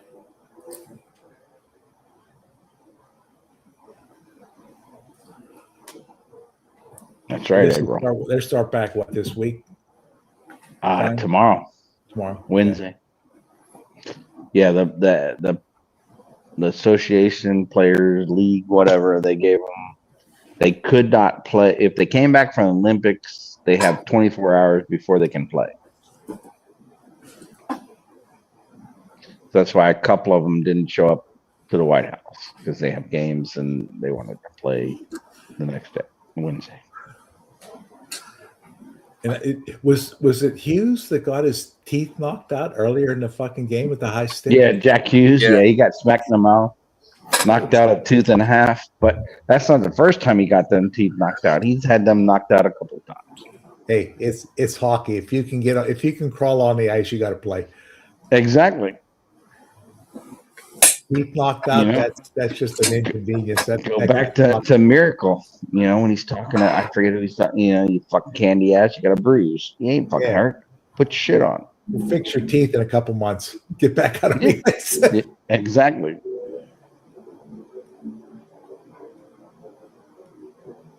I'm so surprised too. That's probably, you know, he coached them.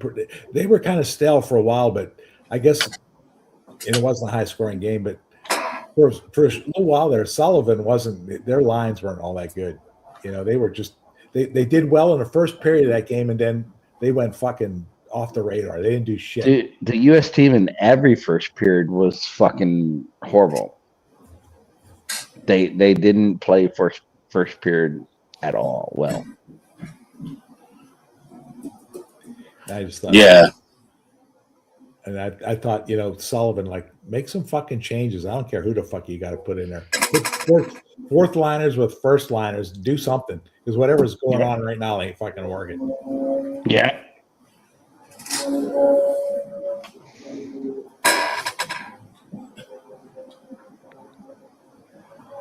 Did y'all see that nasty shit that Robinson gave Dusty Dan?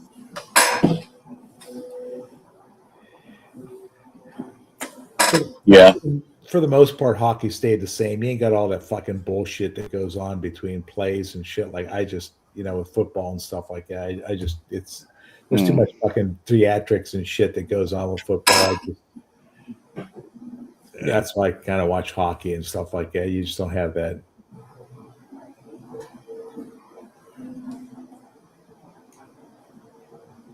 How's your team doing, Vic? The Ducks not too good? Fuck yeah, they're better than fucking a couple years in the past.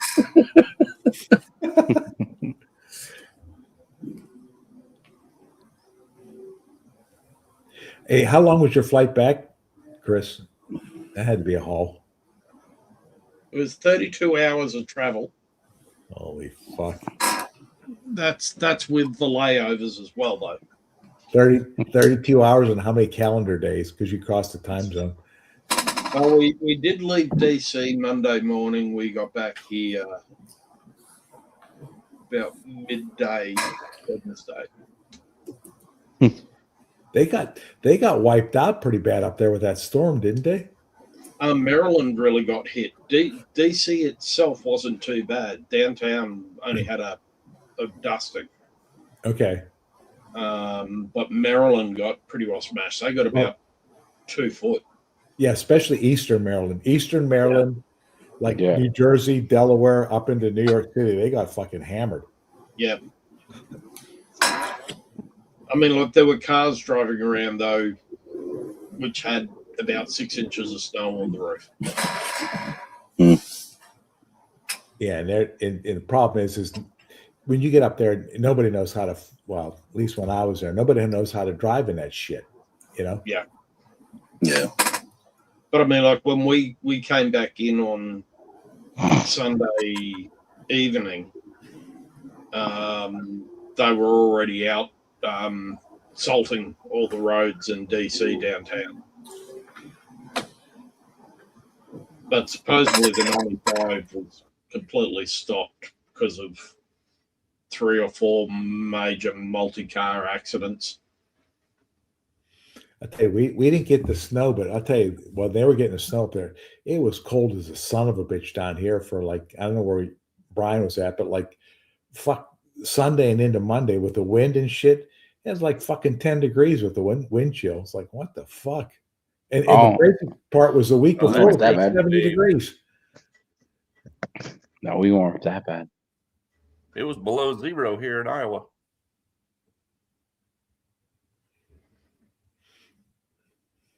I really can't complain because we haven't really got much. No. We were sitting at a bar and it was just snowing outside. That tavern was really good, Brian. Yeah. Yeah, that's the best place for wars and food here in my town. Here's a question, Chris. Then we're driving back up to DC through the snow. Has it ever snowed not in Australia or no? Yeah, but not here. As I called it, it was light. It was soft hail. But I mean, that was DC right outside our hotel on Monday morning. So it was only a light dusting. You still got what, about 3 more weeks of summer left, right? Oh yeah. Ken's probably like 42 degrees centigrade or something like where he's at. Yeah, well, over the weekend here it was 105 and it dropped down yesterday here. So when we sort of left DC, it sort of, the temperature dropped here back down into the 80s. So it dropped, fair bit. But it's supposed to go back up to around about 95 tomorrow, I think. Yeah, that's no fucking bueno. 105 is completely out of the question. Yeah, 105 and about 90% humidity. Yeah, no thanks. That's where I was quite happy in the 20 or 14 Fahrenheit temperatures because you just put layers on. Yeah. Yeah, you can put clothes on during the cold. There ain't nothing you can fucking do during the heat. Yeah. You just got to hope you got a real good HVAC system. Yeah, or a big fan to move the air. When it's as humid as all fuck, the fan does nothing for you. Yeah. Yeah. It just basically turns it into a fan forced oven instead of a standard convection oven. So if you get one of those Mister fans, it just turns you into one of those Miele steam freaking ovens. So yeah, I couldn't fucking deal with it. I'd rather be cold.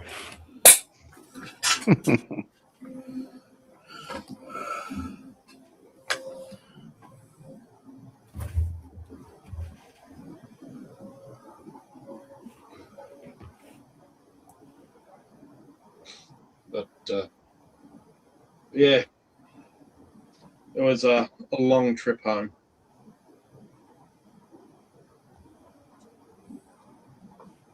How many stops did you have after you left DC? One? We had the direct DC to Dallas. We were in Dallas for about 4.5, 5 hours because the plane got in. Because half the shit wasn't flying on the East Coast, there was no air traffic coming down to Dallas, so they were able to just gun it. And then so we had the 4.5, 5 hour layover in DC. We then got back down to Melbourne. We made an hour up on the flight. It was only a 16.25-hour flight instead of a 17.5-hour flight because we had a tailwind, which is very rare. Heading back to Australia, generally you got headwinds. Yeah. And then we had a 5-hour layover in Melbourne to then come up here. So it was straight from Dallas to Melbourne. So what kind of jet was that to make that trip? Dreamliner 787. That's some serious range on that fucker. At least we had business class, or we had lie flat seats. Yeah, that'd be fucking rough. 16 hours on a plane? Yeah. Fucking rough. It was supposed to be 17.5. Wow. But it was 16.25. And that's what it was flying over. And generally it's an hour and a half to 2 hours longer getting back because of the headwinds. Message to the wise: if you're going to spend 16 to 17 hours on a plane, don't eat chili and fucking Brussels sprouts. That's right. No.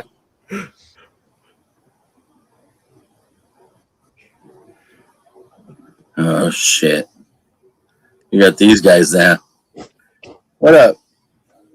What? What?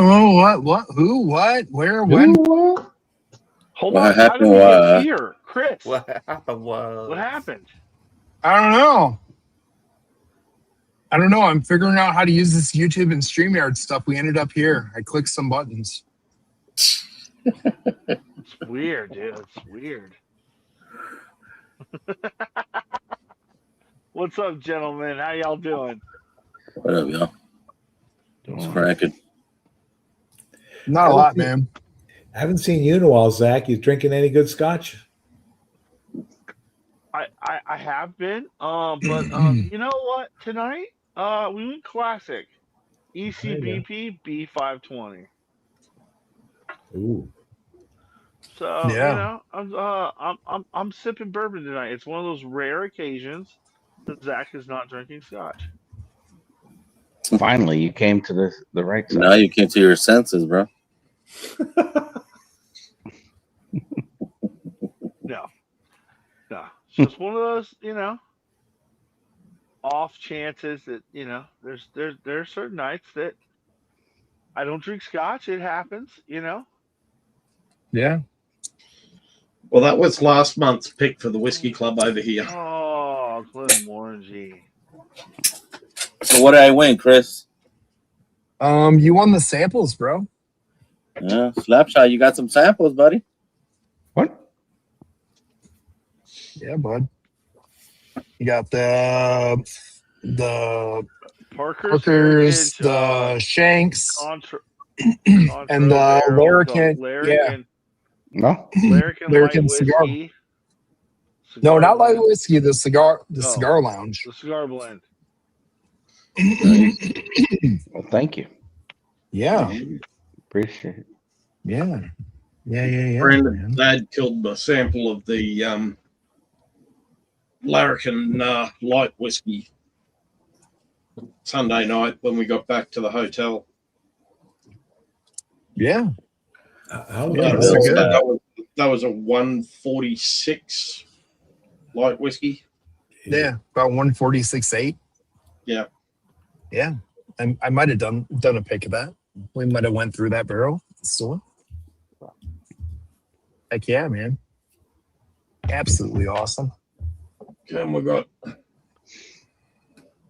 How are all them flights, buddy? Oh, there you go. Got some 9-year? Yeah, some 9-year. Yum. What's the proof? Yeah. Can't see it. A lot of glare. 132.55. There you go. And also the high wheat rye, which is a 117.89. Yeah, dude, those were really good. And all of a sudden, like, they were a normal thing we could get for the store. And then they quit doing that. And they're only doing single What's up, barrels Jesse? of that now. So Do they distill all their own stuff, Larrikin? or- contract is so. Okay. We stopped down there with a local guy that went for pick, I guess, about May of last year. And we stopped in at Larrikin. We were kind of on our way back. So we stopped at Larrikin and then went out to Wild Turkey and stuff like that. And Yeah, I got a couple it's right of out front. You can't beat it. yeah, like 8 and 9 year bottles of the purple bottles. And then we went to the bar. They had like the high rye wheat or something that they got. Yeah. It was there, the Yep. rose petals. And I got two different of the purple bottles, I guess 8 and 9 year, whatever they were. Yeah, Good. they got good stuff. The cigar lounge is really good. It's really unique. It's got, what is essentially jackfruit in it, as well as ambroana and a couple other things. Really unique. It's super good.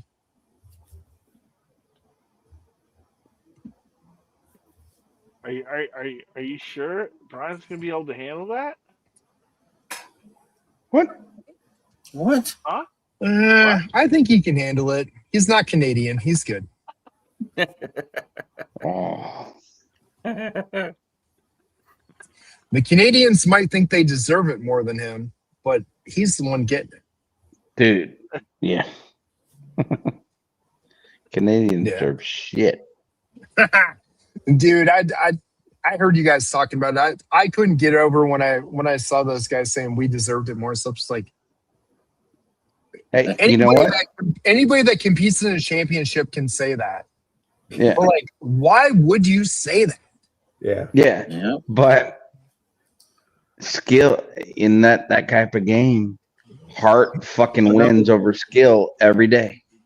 Well, and this is Chris. You know what? Just The 1960 Yankees should have beat the Pirates, but they didn't. the will. Exactly. Flat- 100%. flat- Just the will. The will May he to rest win in on peace. the American. Billy Maz just passed away the past. I week. know, man. 10% higher. Yeah. That's all it was. Yep. Yeah. And It Hellebuck was- fucking, we owe the gold to Hellebuck. He fucking stood on his head. Yeah. Yeah, he stood on his Yeah. head. And if it wasn't for him, yeah. But they had a 5-on-3. They had fucking 3 breakaways of 5-on-3. Fuck them. Fuck off. You fucked up. McKinnon missed an open fucking net that my dog could fucking score on.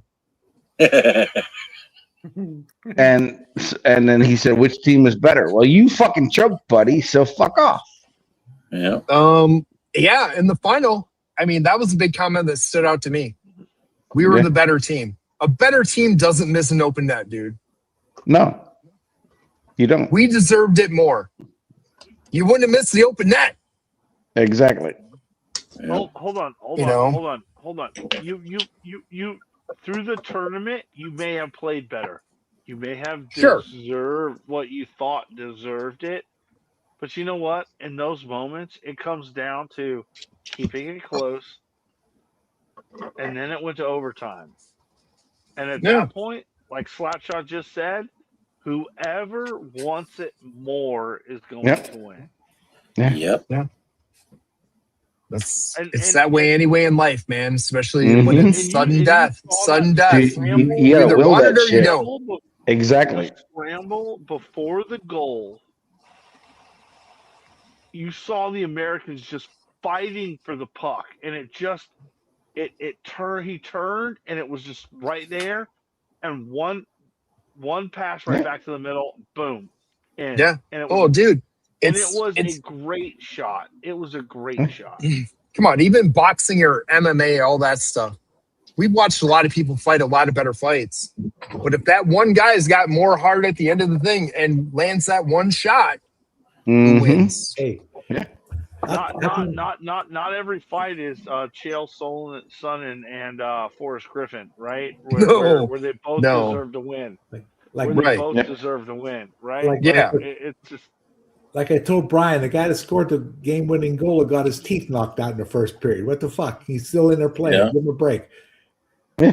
Yeah, That's but it what ain't fucking that's what basketball. hockey It's fucking was. hockey. It's not That's what basketball. hockey- It's not fucking soccer. We Yeah. fucking take shit. We play with broken ribs, fucking all kinds of shit, and we go on. You don't need That's teeth to hockey. fight. That's fucking hockey. That's what we grew up with. Yeah. You know? Having all your teeth is a bonus. You don't need them. Yeah. Yeah. Fuck your teeth. Somebody can make a bridge, fucking fill that gap. Fuck Get it. it fixed after the season. Exactly. and that's what he said. He said, like, we have great dentists. Yeah. Yeah. Hey, We need a great dentist. I'm good. that's because those weren't his original teeth. They were already fucking fake teeth. He's already had his teeth knocked out. Oh God. Yeah. Just, fuck it. Get them fixed afterwards. Be like Lambert, like all your front teeth missing. Oh, Jack Lambert. Yeah. How about Jack Lambert's fingers, though, when he used to show those things? Oh. Dear Lord. You don't fix those. Yeah, it's harder to fix fingers than his teeth. Yeah. Yeah. Apparently, too, he was a smoker, too. He was a heavy smoker, too. After the games, he'd knock off a half a pack of cigarettes and a couple beers in the fucking locker room after the game. Yeah, but back in the day, how many fucking Shit, back NHL in the players day, were that was smoking every cigarettes, fucking at halftime, fucking intermission, fucking. I mean, it's crazy. I mean, we had that stuff in baseball until they stopped a lot of it because the Cardinals guy that unfortunately died after the game, leaving the game. I mean, they used to turn on the taps. The taps were on all game long in the clubhouse. Anheuser-Busch taps, man. If you watch Chris, when Leland was coaching the fucking Pirates, he'd be cupping his cigarette. Smoking heaters in the fucking runway, dude. My God, he'd be cupping his cigarette. Lenny Dykstra, good old nails. Love the guy to death. Got weird as hell after he was done playing, running his schemes and ripping off cars and car dealerships, all the weird shit he did. That dude, in between innings, if he was not within 5 batters of going up, would go back behind the center field wall. And he had his cigarettes and his chew out there, and he would smoke cigarettes and put in new chew and sit out there and smoke cigarettes in between innings and then walk back out to center field from behind the wall from in between innings. And it was a different time, you know, when men were men. Yeah. I mean, Hank Aaron used to smoke cigarettes in the runway all the time in between innings. Those guys did that shit. It just happened. That's like the old saying, like with Palmer, we used to be a heavy smoker. Too. It would say, what par is this hole? Well, how many cigarettes did Arnold smoke? If it's 3 cigarettes, it's a par 3. If it's 5, it's a par 5. Shit. Still John Daly when he was out there. I remember him being out there in the early days in the championships and stuff, ripping heaters, standing there waiting to tee off. Yeah. You know? before he was mostly an exhibition guy. That stuff used to John happen. seemed It like wasn't he's just smoking. him, but he was the only one they showed because he didn't care. Mm-hmm. You know, the other guys are like, don't put me on TV when I'm doing this. But him, he's out there doing it. Who gives a crap? You know? There's you know, you to say it was a different time is a Shit. true statement, you know, but like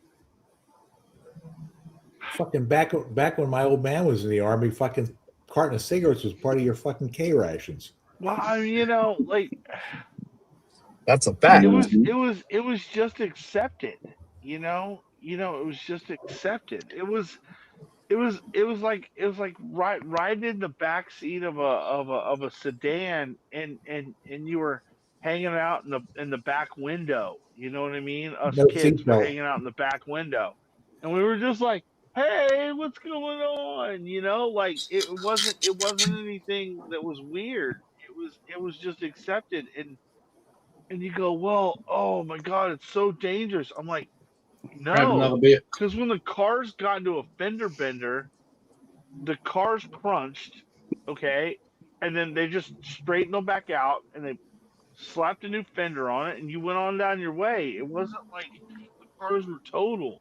It's not Well, like today where everything's a fucking crunch zone and Yeah. everything's designed to just destroy up and it's throwaway society. You know, Well- things were designed to be rebuilt.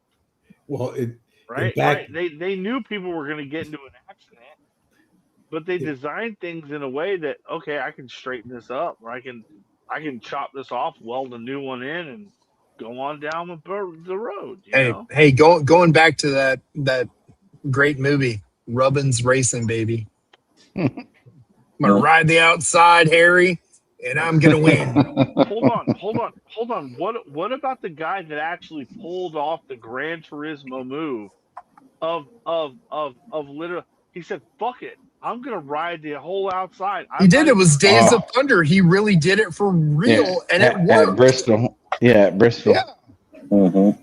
And it worked.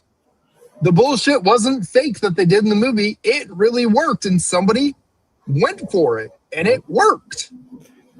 Earnhardt. Isn't that wild? Earnhardt passed somebody in the grass. Remember that? Oh, I remember that. yeah. I remember when he dove down through the grass and came out in front. Yeah.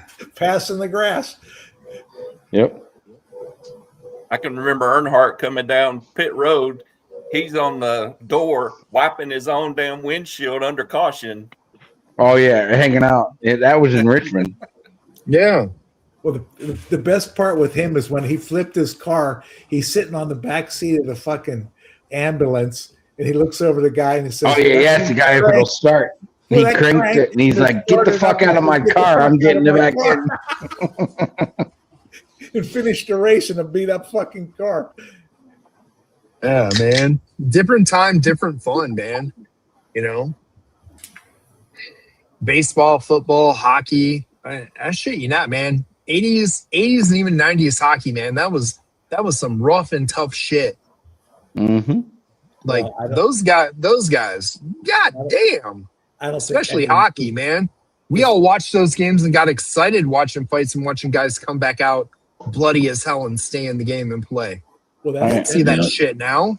that's like 80s and 90s basketball when they actually had like centers and power forwards and guards. Now everybody comes around the 3-point line, they pass around and somebody fucking shoots, you know? Hell yeah. You went. I in the remember a paint. couple years ago, they were talking about that, and they're like, "Oh, it's a much better game." And when Barkley talked about it, and people got pissed, he's like, "They've shot 63 pointers so far, and it's halftime." Yeah. He's like, and you wonder why they're not scoring 120, 130 points a game like they used to. You know, I think they're better athletes, but they're worse basketball players. They have no fundamental skills. It's all they do is shoot 3-pointers. There's no like, I mean, back in the day, you know, with Jabbar and some of these guys, you could have a center get a triple fucking double. He'd have actually double digits in assists. They passed, they did it all. But look at now. Look at all these shots, and you still don't see guys putting up 20 rebounds or anything like Rodman did, or Elijah Wan or Ewing. You don't have guys that hey, do that listen, no more. Listen. Here's the best quote I ever had that I ever saw about the GOAT debate, right? And the kid was asking the kid was asking somebody, I think it was Kareem, and he goes, "So who's the GOAT? Who's the real GOAT?" He goes, "Whose shoes are you wearing?" Yeah. And the kid goes, Yeah. "Jordan's." If I had to make an argument, Wilt was pretty fucking good. Nobody knows about Wilt. Listen. Oh, Wilt was amazing, dude. I think Wilt for the time that he played in during that time, yes, he was the most dominant player. But when you look at what it turned into, and you look at like Boston, Detroit coming out with the guys that just destroyed everybody. It didn't matter if you came in the paint, you were getting your ass knocked over. And Jordan played through that era and still was the points leader, still was the top guy, still won most championships, the number one guy. I'm still going to throw a twist into it. You know who could have been the best? Mirovic. When you look back at his stats and what he did in 3 years of college, we look at his point record, and Caitlin Clark broke it. But no three-pointer for Mirovic, and you weren't allowed to play varsity in college as a freshman. He did that in 3 freaking years. He transcended the sport and changed it. And when you look back and they looked at what he would have had for 3-pointers and stuff, he would have had almost another 2,000 points. Wow. Well, he just liked to party a little too much when he got to the league. We know one thing. According to his book, Wilt said he bagged 20,000 women, so no one's touching that record.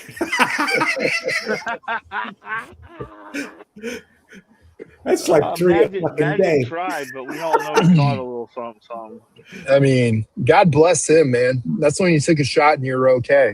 Another thing that's crazy about him is when he was in college, not only basketball, he was in track. He was a high jumper, a long jumper, and a shot putter in college. He was an All-American in track. Yeah. A fucking basketball player that was a shot putter. That guy transcended his era as well. Yeah, it's just I can't even I can't watch NBA because it's just the same thing anymore. It's not what it used to be. There's no tactics anymore. No. You know what I mean? Like it's even I remember growing up like playing basketball, and it was just like, okay, like you had tactics. There are no tactics anymore. Well, no. Everybody's running the same fucking play up and down the court every single fucking time. Well, they all stand around the 3-point circle, pass around, and somebody fucking shoots. There's no power forward, small forward, center, nothing like that.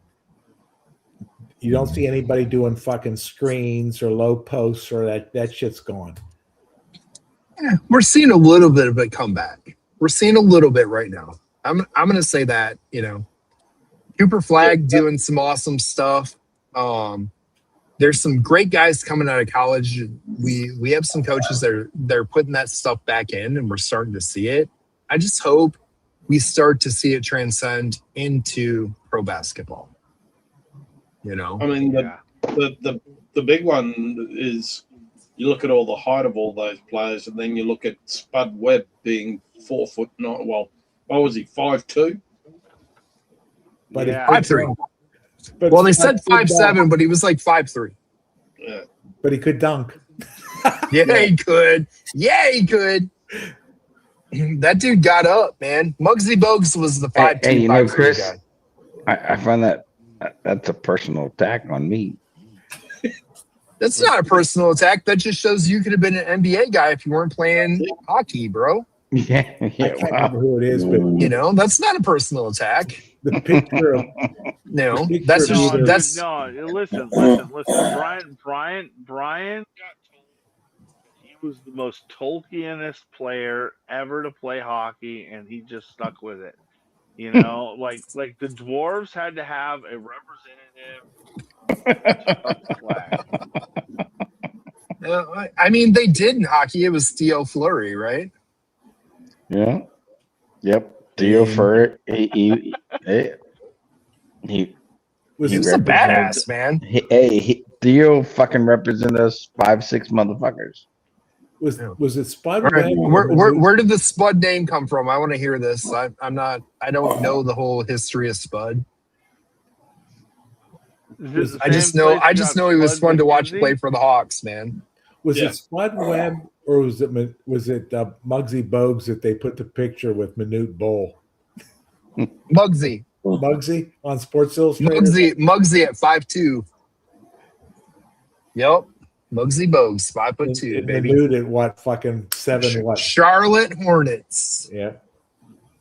Your neck of the woods, buddy. Yeah. We had you had Grandmama, man. Grandmama. You had Grandmama, dude. Larry Johnson. I love that guy. Yeah. Oh. Alonzo Mourning. Yep. You guys had all the guys that I used to watch when I was a kid, and I really enjoyed watching. You know, they played in a Coliseum, which was a hell of a big arena, but then they built it, and the problem with the Coliseum was it was a big arena, but they built it a year too early, and that's before everybody started dropping like the luxury boxes. And gotcha. So they didn't have that. They didn't have that, so they had to tear it down and fucking build a new one. I don't know. I just thought the best thing that ever happened in basketball was when the U.S. finally got pissed off at losing Olympics, and they were like, you know what? If everybody else can play fucking professional players, we're gonna do it too. That '92 fucking team came out, and all of a sudden it was literally the Space Jam team, and you were like, oh shit, and it wasn't even close. Yeah. That was fun. That was a fun ass time, man. Well, hell, it was such a dominant performance that it showed to you that, listen, America was trying to give you a freaking pass, and y'all all bitched that our college kids were so good. And then we said, okay, all right, we're tired of losing. So we want some gold medals. So, boom. Here you go. Here's 92. That was ridiculous, man. Well, that's like for 40 years, the fucking Russian Red Army team in hockey. They're fucking professionals playing as fucking amateurs. Yeah. Well, I'll tell you what. Baseball better be smart about stuff. Like we talked about it on my stream they're going to have a lockout in 27. If they want to keep baseball alive, without going what they did when they had the 94 lockout and losing all the fans and stuff, they better let those guys go play in the Summer Olympics in 28. They have to. Now that it's an Olympic sport again for the first time, they need to do that and take the break like hockey does and let it happen in 28.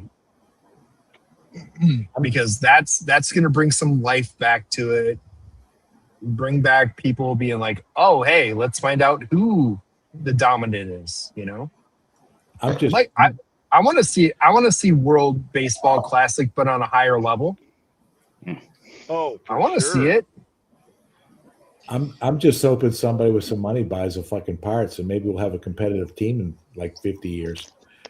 The only problem is I don't think Australia has a player like Dave Nelson anymore. But Dave Nelson was the shit, dude. I know Dave. Oh yeah.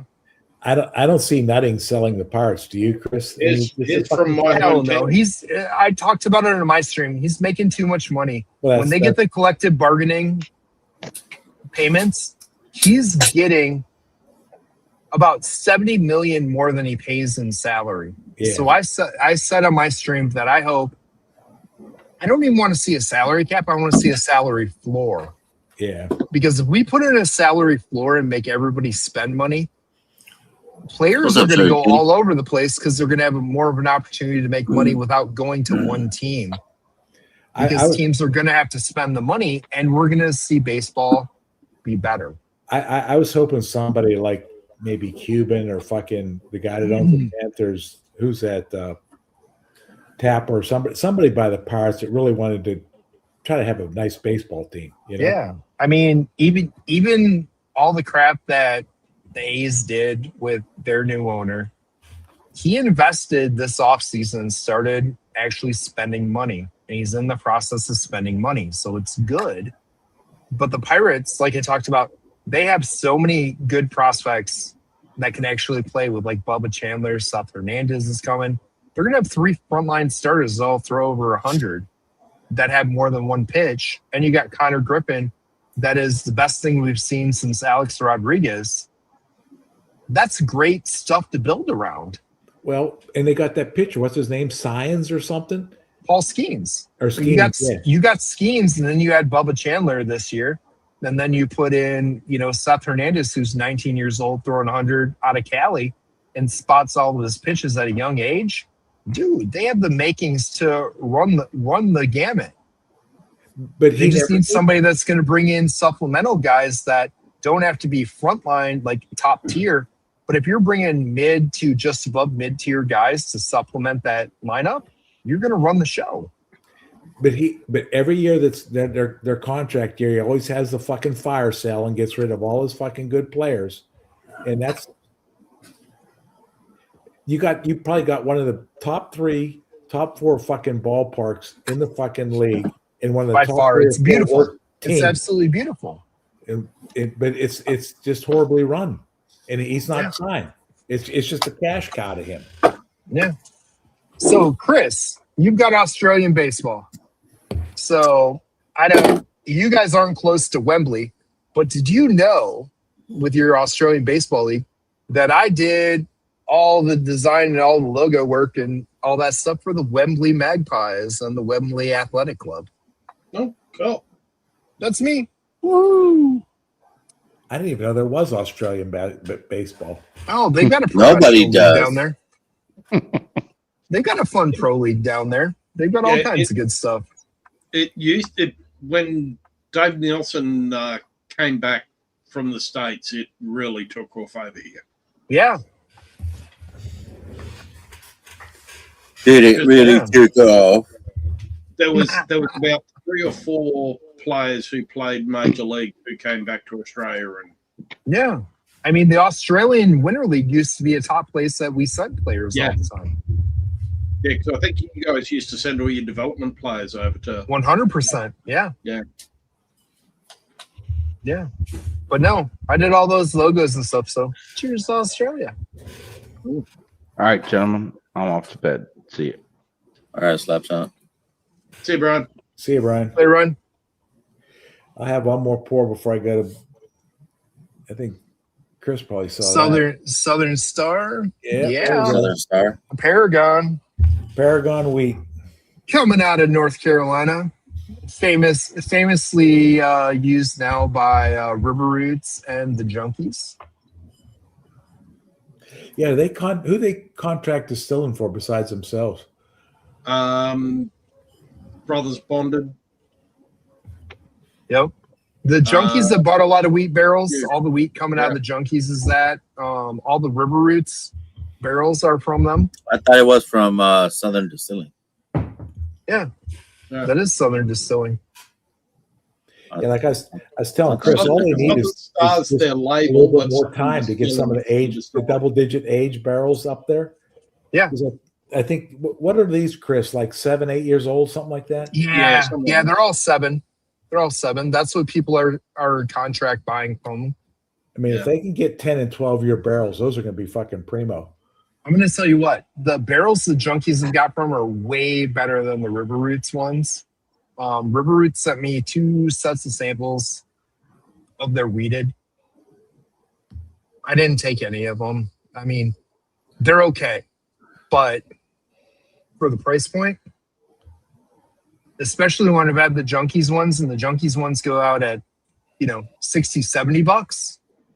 And River Roots is putting them out, and I'd have to put them out at 110, 119.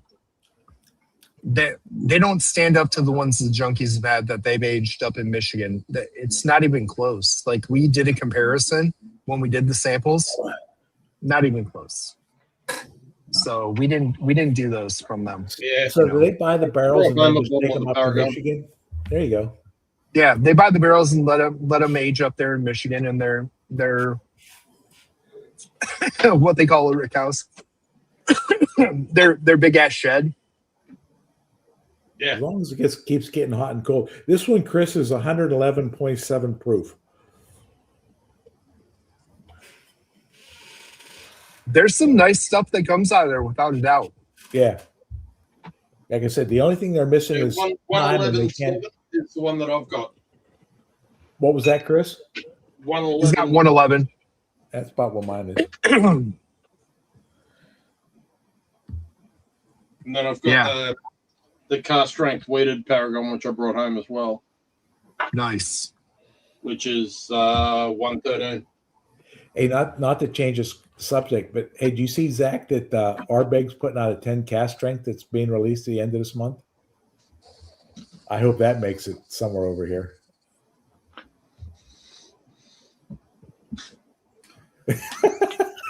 Is it okay? Here's my thing with that. Is it going to be a cash grab? Yep. Is it going to be something that they're going to make a standard offering, and they're gonna put it at, like, I don't know, $85 like they do the Ugadal, right? From what I've seen online, it's a committee release this year. It's about 70 pounds. It's 70 British pounds. Chris, That means about 90 here. That's a really good one. Oh, some Tamdu. There you go. Yeah, that's a bottle your own. I did it Rose Paint, a 10-year-old sherry butt. Yeah. I don't know that it's going to be worth it. If the Ugadal's 85 and you're going to say I want to Ardbeg, just because I gave it a age statement, you're going to charge a little bit more. I don't know. I don't know. It'll probably be worth dipping your toe at least once. So what do you think is going to be a fair price for that, Zach?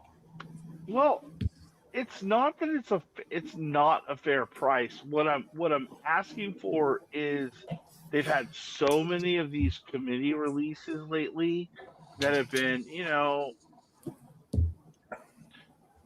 the best one was the Barbecue, right? Mhm. 85 Allegedly. bucks, right? No doubt about it. Everything else has been over $100.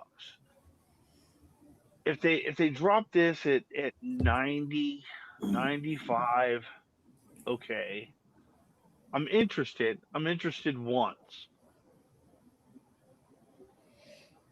I think listen, if it's not head and shoulders above Ugadal, I'm sorry, dude. I'm gonna say give me Ugadal all day long. I don't care about an age statement. I care about quality. Give me it. Yeah, I think the Eureka was less than $100. Just because you put an age statement on it doesn't mean. I mean, honestly, I'd rather see it at $75. Regular at 50. This is 75, or Yeah. somewhere on par with Ugadal, because Ugadal has sherry barrels in it. So obviously it cost me more in sherry barrels than it did to do that. Now here's where maybe some of this kind of illuminates what they were doing with Ugadal. Maybe they were able to put in just enough sherry barrels to make that 10 or that whatever cask strength of the ex-bourbon that much better. I think these are. I doubt it. First fill bourbon, Zach. which I would expect for a 10 cast strength, of course.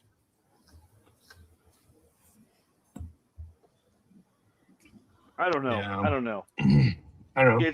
For me, it's like that Oban, that Oban that came over at cast strength and everything else. That's phenomenal. But the price was so far above all the other Obans that we see here that it scared people from buying it, and it's wonderful. It did. And I was when we went up to drop Mom's ashes and the liquor store there. That was one of the few things. Because, dude, I'm in fucking Vale Village. Okay, everything is fucking inflated like a motherfucker. Oh yeah. I hadn't seen that bottle. I hadn't seen that bottle down here. None. Zero. Mm-hmm. I saw that bottle. It was $150. Yeah. I was like, buy. Yeah. 15-year-old at $10 a fucking year. I was like, a buy. Okay. I mean, it wasn't even like close. I saw it and they were like, yeah, it's $150. I was like, that's a good price. I was like, can I have that, please? And I was like, dude, I walked out of there with it.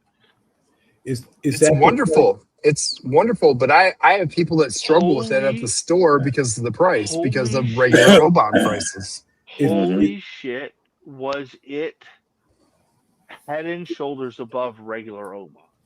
Is that the 2025 Diageo special release? No. That was just the. It's a U.S. only release, and it's 15-year cask strength Oban.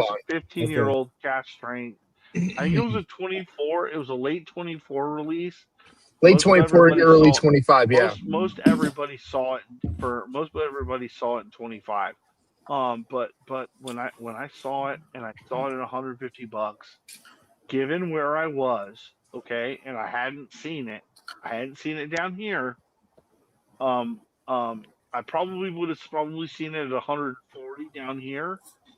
I think we're at 139. Just where I saw it, and it was $150. And listen, if you're in Vale Village, everything's expensive. Everything's stupid prices. And listen, that they were like, yeah, it's just not something that sells. $150. And I was like, yeah, like I was like, I found the diamond in the rough. It was like I found the diamond in the rough. I found the bottle that I'm gonna buy. It's a diamond in the rough. It's not even a question that I'm gonna buy this bottle. No, it's super good, man. It was arguably the best Oban I've ever had. Yeah. If you see a bottle of the 15-year-old cask strength and you see it for 160 or less, buy it. I got them. It's wonderful. It's wonderful. I got a single barrel. One of the local places in DC, Chris had some Jack Rose. He did a Klein Leash, a single barrel pick, and an Oban. This was like 3 or 4 years ago off of Potomac Wine and Spirits. The Jack Rose made a few of their bottles available to them, and I got one, and it was really, really good. Yeah, that 15 is fucking 145 here. Yeah. That Total Wine. Yeah, like we Let me look mine just up. never saw it. We just never saw it down here, and so I bought it. I bought it while we were up there, and that bottle did not make it back. It was gone. Well, that's like I found on one at Unicorn. Yeah, we're at 149, Zach. I found on Unicorn, like before the prices started getting goofy, I got like a 2010 Lagavulin 12. And what they put out then is not even close to what they fucking put out now. Oh, listen. Those the earlier that you can get a Lagavulin 12 cask strength, the better off you are. 2011 was probably my favorite. But anything after that, it was harsh. I think this was a 2010. It was maybe a couple years ago. It was maybe the door was $140 or $50 to me, that's a good deal. Which the stuff they're offering now is 175, 180 bucks. Yeah. It's wild. I've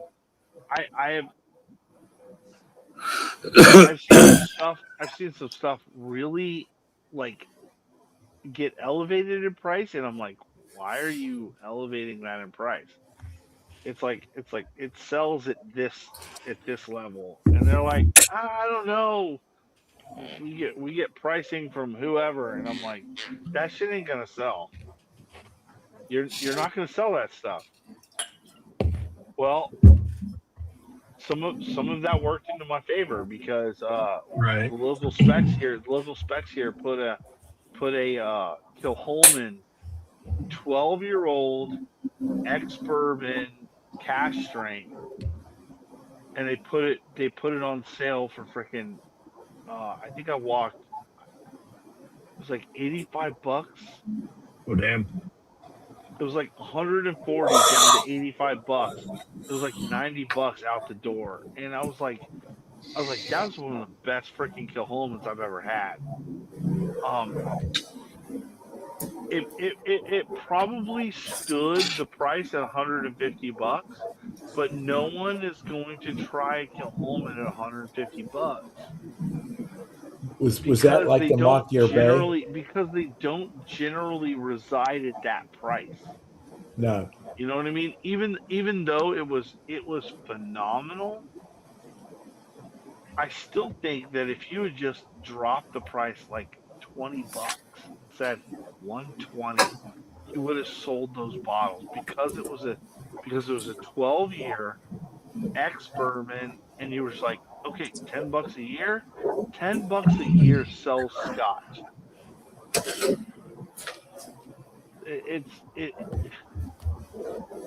Scotch has this weird thing of like, really, if you're around $10 a year, you're selling scotch constantly. They brought in the new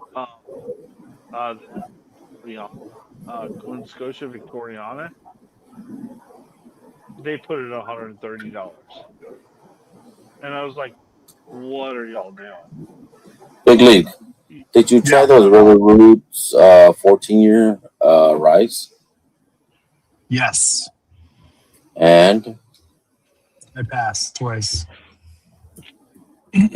They were low proof. They ran between like 102 to like 110. I think the highest I had was 112. And we had done the 12-year 9-month that we put out that was in the 120s. That I could have taken all 3 of them that I got that were in that 12-year 9-month range. Those were awesome. The 14, it was good, but like they weren't overly viscous. They didn't have a long finish. They were like, it was tasty up front, but it was thin. You know what I mean? Did you do that there, or did they? You did it. They sent me samples of it. They sent me 2 sets of samples. Yeah. They've been really good with me. You got numbers on them? I got them here at the house downstairs. Okay. I can let you know. Shoot me the barrel numbers because they're gonna send me 14-year-olds. 100%. Yeah, because like when I just asked Christine about it, if she had more, she said no. She still had 14 years. She goes, and you've had what we have, so I'm not going to send you more because it's not going to be any different. So I'll send you the numbers. Yeah. Yeah. She actually emailed me today, and I'm like, okay, well, I'll give it a shot. Let's see what you got. I'm going to tell you, their light whiskey that Cam's repping like no tomorrow. I got some of the first sets of samples for $110, $120. I couldn't do those either. I mean, they're running the same price as the 20-year I just put out, and that 20-year is way better. Like what 20-year? What did you put out? I did a 20-year Circle City. We Circle just put City, it out okay. Sunday. Is 48 bottles out of the barrel.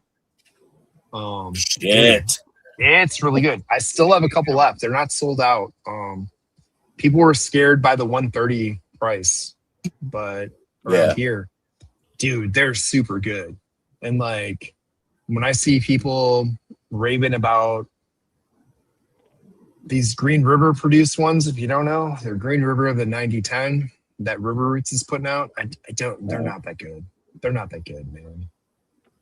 I mean, the ones that Circle City are dropping, the ones that Pablo's dropped with Rare Character, dude, those are phenomenal. They hit on all the notes you want. They give you the viscosity. They give you the rich flavor, the nice oak. You know, it's not overly tannic, but it's a sweet oak. They're phenomenal. Like, we tried all 4 barrels that came to Circle City. We got the first pick. It's a killer bottle, man. It's a killer bottle.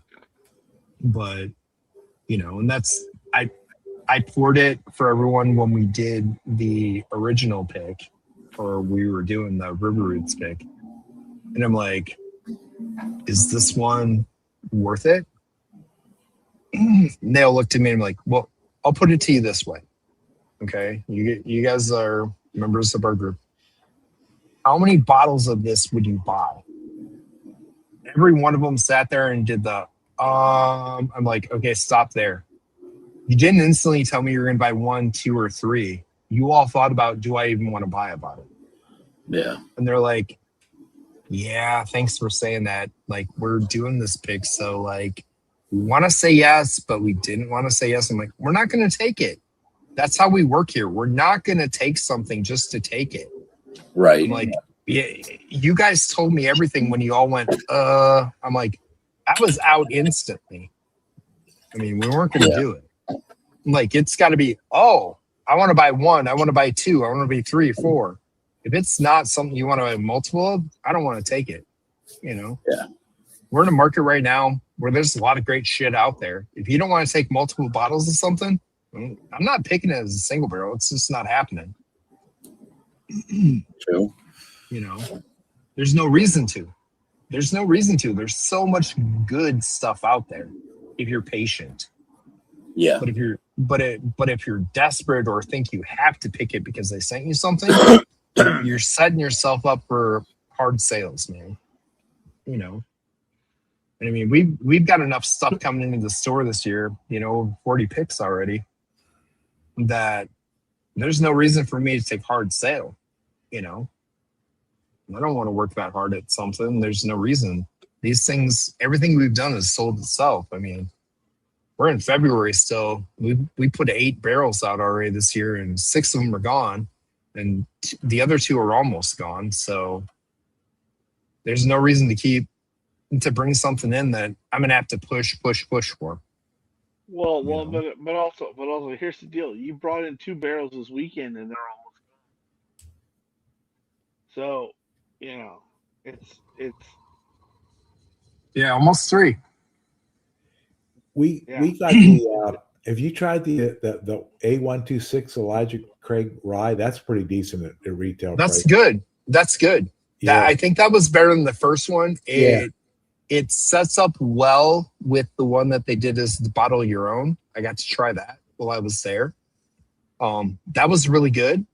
I think the new one really showcases what is coming.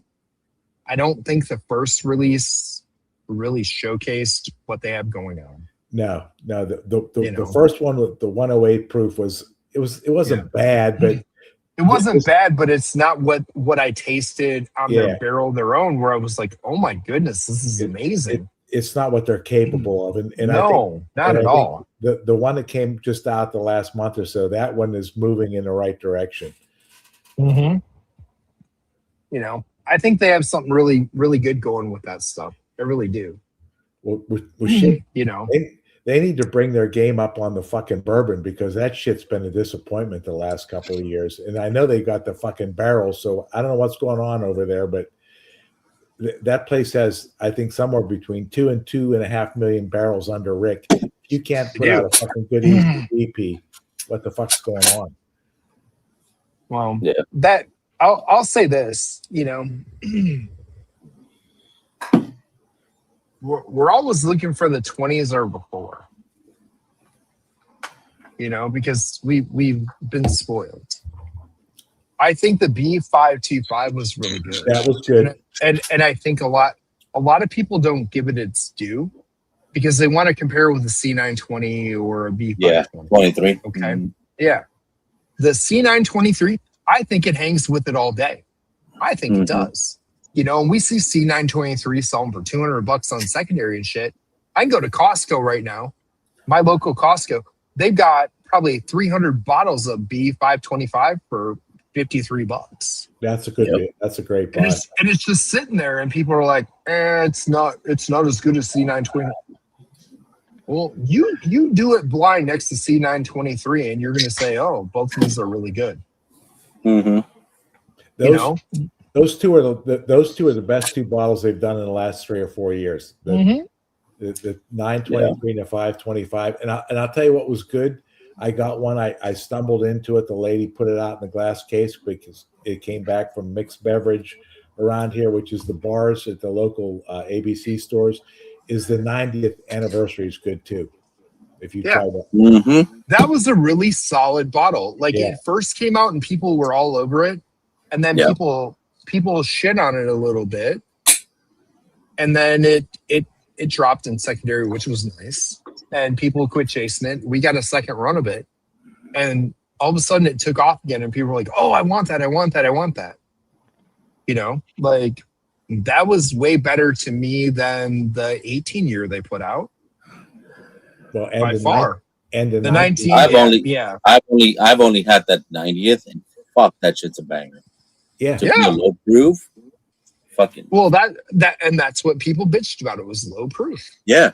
Yeah, well, it's what, like 107, but wasn't that what it went into the barrel at as 107?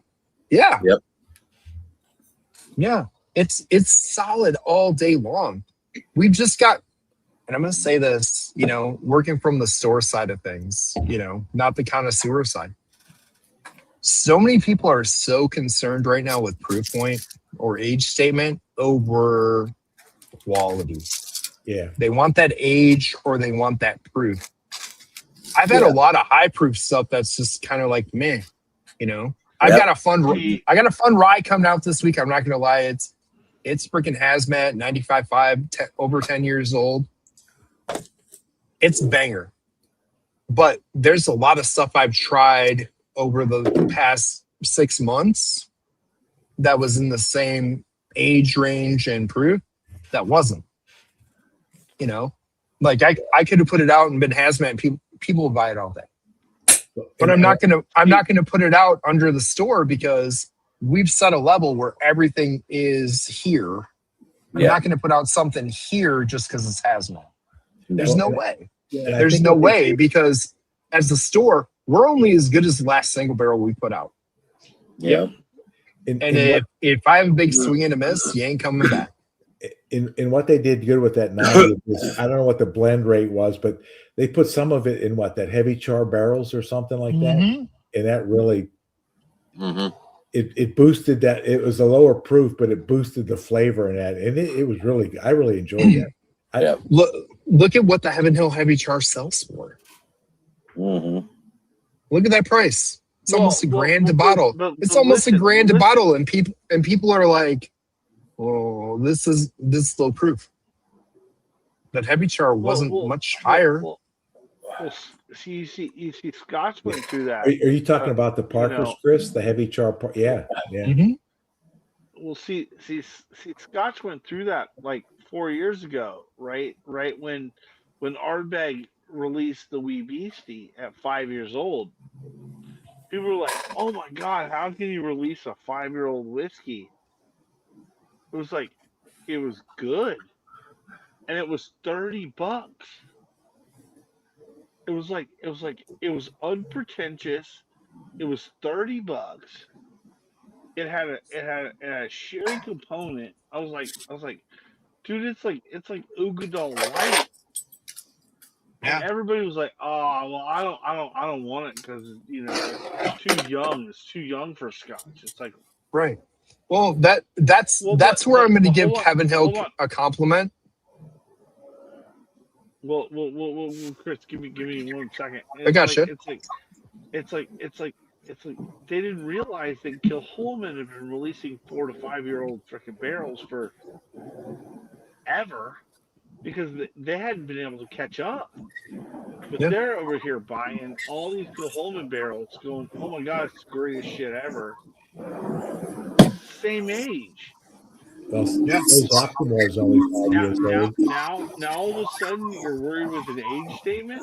It's like, stop worrying about the fucking age statement. Stop worrying about color of freaking whiskey. Taste the fucking shit.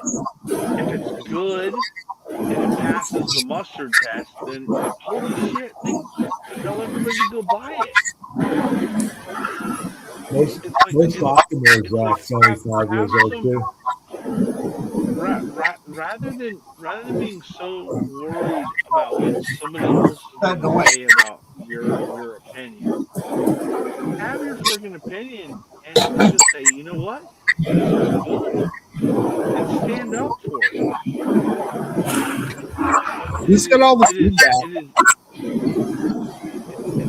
is. It's gonna be me. It's just. That took It's off just my head. amazing. Okay. It's amazing the number of picks that I see that people are like, oh well, somebody else didn't approve it. Well, did you like it? Well, I thought it was okay. Did you think it was okay, or did you think it was good and you just didn't get approval? Approval from somebody else. Stand up for yourself. It's like Yeah. if you like it and somebody else tells you they don't, stand up for yourself and be like, listen, I like it regardless of whether you like it or not. I don't give a shit. Yeah. Well, and like I'm saying, that's where I'm going to give Elijah Craig a little credit. Okay. When everybody was raising prices and stuff, they played that game. We all know that. ECBP went from a $59 bottle to an $89 bottle. Now they've switched back. Now we're seeing ECBP. $65. I can sell it at the store, still on a good markup at $59, and we run it at that. Where are you getting, even when they're running out 10 or 11 year at barrel proof for $59 from a heritage distiller? It's not. When you think about the price point, you're getting a hell of a deal. You're getting a hell of a deal. Maybe it's not as good as some of the older ones that we've seen, but at that price point, when everybody's raising their prices, Russell's, they've rolled their years back so far. We're seeing 8-year picks. They've raised the price.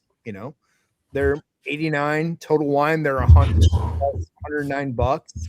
Four Roses, they're $110. They used to be $59. We've seen everybody raise their prices as it's went, and we finally got somebody rolling prices back, and they're the only one getting shit on. You constantly hear Heaven Hill get shit on for it. But how many people are shitting on a Russell's pick? How many people are shitting on a Russell's 13 at $140, at 120 proof? Not a lot. But here comes ECBP at 125 proof, 10 to sometimes 12 years right now for $59. And we're going to shit on them because it's not 13 plus years, or it's not 135 proof. Yeah. Because we got spoiled, and people have fallen into, let's chase an age statement, let's chase a proof point, instead of, am I getting a good value for my dollar and getting something really good for what I'm paying? And we're judging it on the past instead of judging what's right in front of us. Yep. Because, I mean, you have that B525. It's damn delicious. 100. But if you want to compare it to 100%. something you're never getting again, you're never going to be satisfied. You're just not. Yeah, that was their. Like I was saying, C920 is not as good as a pirate bottle. Well, no, but where are you going to get a goddamn pirate bottle for that price? Yeah, you know that past that point, and I'm sorry, but a lot of bourbon drinkers and the community has got too pretentious, wanting something from 10, 15 years ago and expecting that, and overlooking somebody giving you something amazing for a great price. That will continue, and they'll continue to buy an LE that is okay and not as good as that ECBP for twice the price, 3 times the price, and tell you it's awesome, even though we're all like, meh, it's mid. You know? But that's the market we're in. We've lost that concept. You know, too many people are chasing something they're never going to get again and rating everything on that.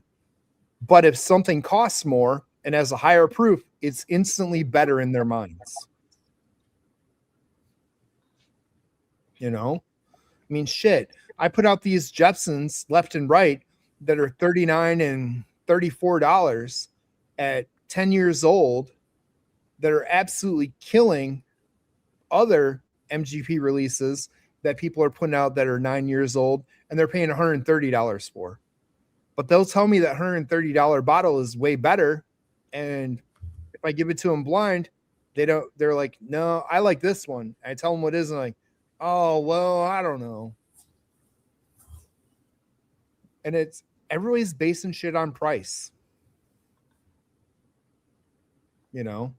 Price is not a price does not equate to value. No, but we've run into that fact, and that's why we've watched certain distilleries raise their prices like crazy, and they're running with it, and they'll continue to run with it at those exorbitant prices until they run into what Elijah Craig did, going, well, we're catching too much shit. We'll just roll the price back, and we know we're still giving them something good, and we're still making money.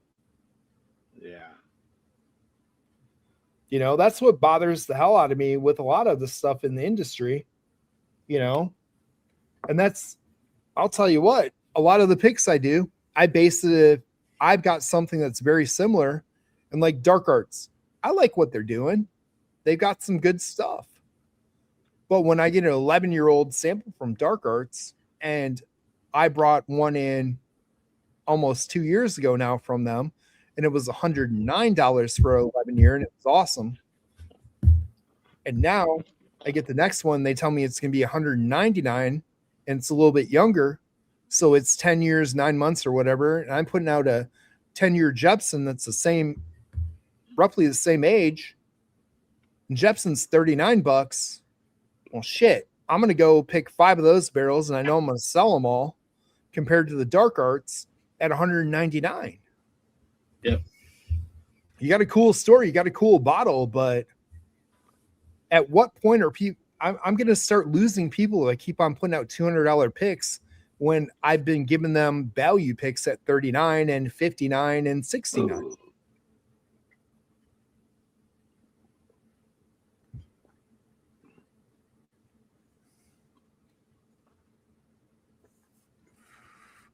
The names and numbers are only going so far, especially in the market that's saturated. And that's what some of these places have to realize. And I'm sorry for the ones that bought into it when the barrels were high. Me and Zach talked about that earlier in my stream. They bought in when barrels were high. And the ones that had the stuff forever are still able to sell at what they were at. And we got other places that are new buying at a lull, and they're paying $2,000 for an MGP barrel at 10 years, where 2-3 years ago, people were paying 10 grand for it. You know, it's business, man. I see Chris smiling. He knows. He's been in this game long enough. He knows. It all corrects itself in due time. And we all knew it was going to come when we saw these prices going freaking crazy. There was no way they could be sustained. Well, that's where our economy or in the actual market itself.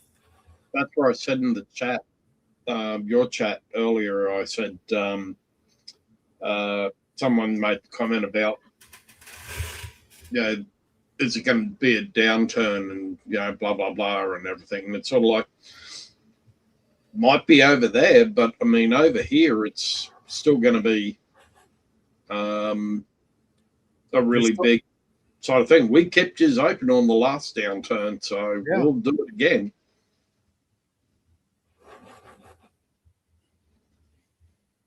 It's about the only time that people look at the Australian market is when the US market's completely depressed and no one's buying anything. And they go, oh, well, we can send all the shit over to Australia. I mean, Turkey at least have rewarded Australia and still do. Yeah. And that's keeping Turkey front and foremost in everyone's mind over here. You know? Yeah, but I ask everyone before they send me samples or before I go there, what's your price point going to be? I want to know before I'm wasting time. Yeah. You know, I got a lot of people offering me stuff at great prices right now. And there's still some places that are offering me shit at exorbitant prices. I'm like, no, I can't do it. You know, people have so much spending power, and I can't spend money that I'm not going to recoup at all. You know, $10 a year. We're at $10 a year, and I think we can get below it again. We jumped way above it, and I think we can get back below it again. You know. Mm-hmm.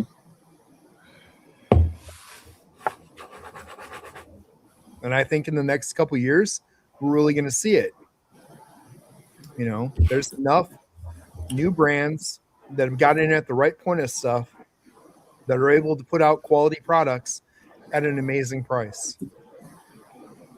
Yeah. You know, so. Well, that's where when I was in Kentucky, went over to RD1 and I tried their 10-year Piranha. Mm-hmm. I went, yeah, okay. Yeah. It's solid. It's really good. It's car strength compared to their standard offering, but it wasn't $300 a bottle good. No. Nope. No. Well, in shit, I guess that what Turkey's doing with that cheesy gold foil, that's going to be a $400 or $500 bottle this year for that 16-year. Yep. Mm-hmm. If you can find it at retail. Yeah.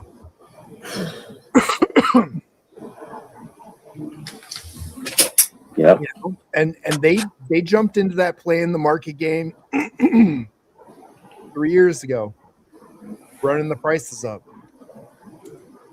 It's gonna catch up. Yeah. Well, they did it with their master keeps. Remember, they bumped them up real high, and then they did. And this year's is really good. Don't get me wrong, I think it's really good. But the driving force on that one was this is the last one. Yeah. Yep. Yeah. And that made everybody go crazy for it. I think if that one, they wouldn't have said it was the last one, that would have been like when they released the one release, where people were like, do I want to spend this much for it? Do I not? But it had a nice background story to it with Bruce and his dad. But like, well, I think retail was it $500 like people are spending on it? No. Well, I think but people are doing it because it's the last one. Retail was over 300, wasn't it? Yep. 279. Yeah. So let's just say No, like retail, 320. depending where you got it. Maybe if you found it somewhere. So between I'm not Cali, 275 and baby. I'm 320. not Cali. It was 79 here. And I think we didn't get screwed on turkey that bad here. Other places did. I got When we one in got South turkey, Carolina. it was I paid like 129 here. $3.80 for, which was over retail. I paid $3.80, but at least I got. Well, I I think bacon is $2.79 Australian that I can get it for. Yeah, it's a steal here. I saw it on Nick's Chris, for about that much, around $2.80 Australian, something like that. Oh wow!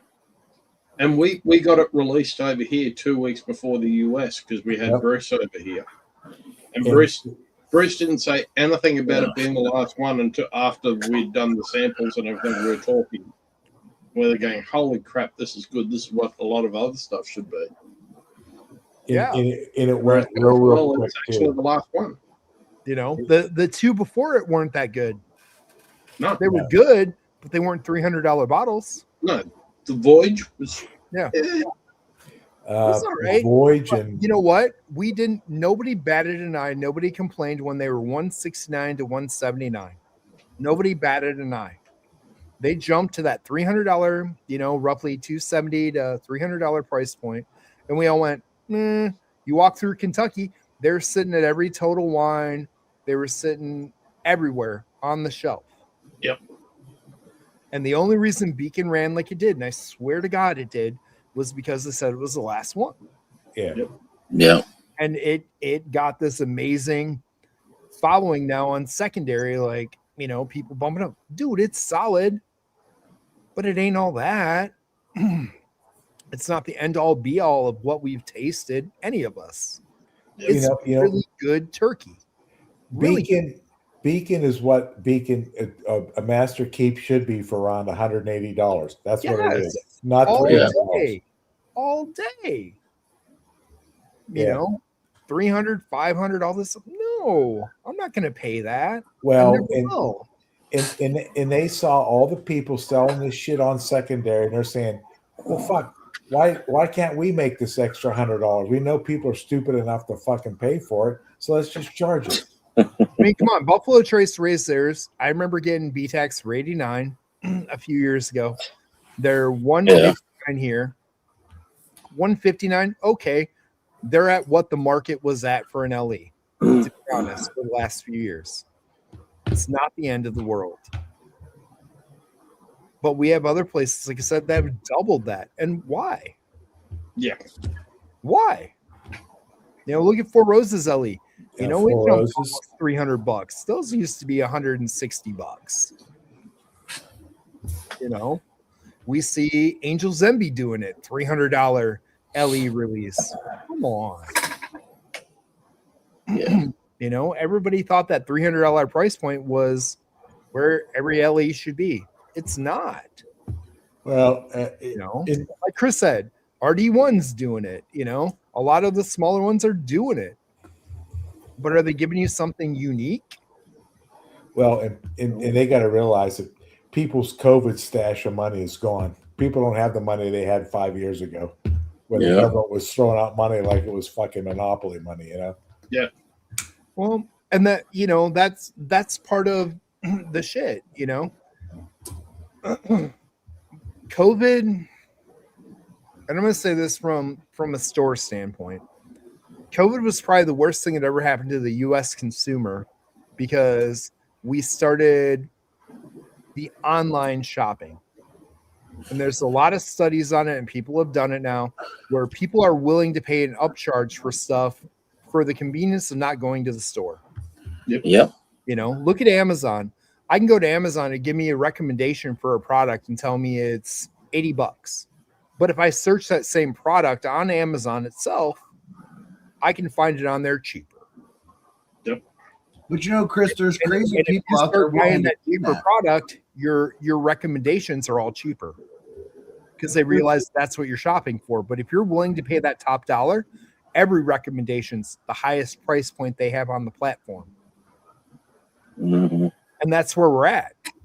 We've done that out of a basis of convenience. We've screwed ourselves. You know, I mean, me and Bridget were joking around. She wanted this one salad dressing today. I'm like, oh, let me look. I think I got it at Walmart. I'm not sure.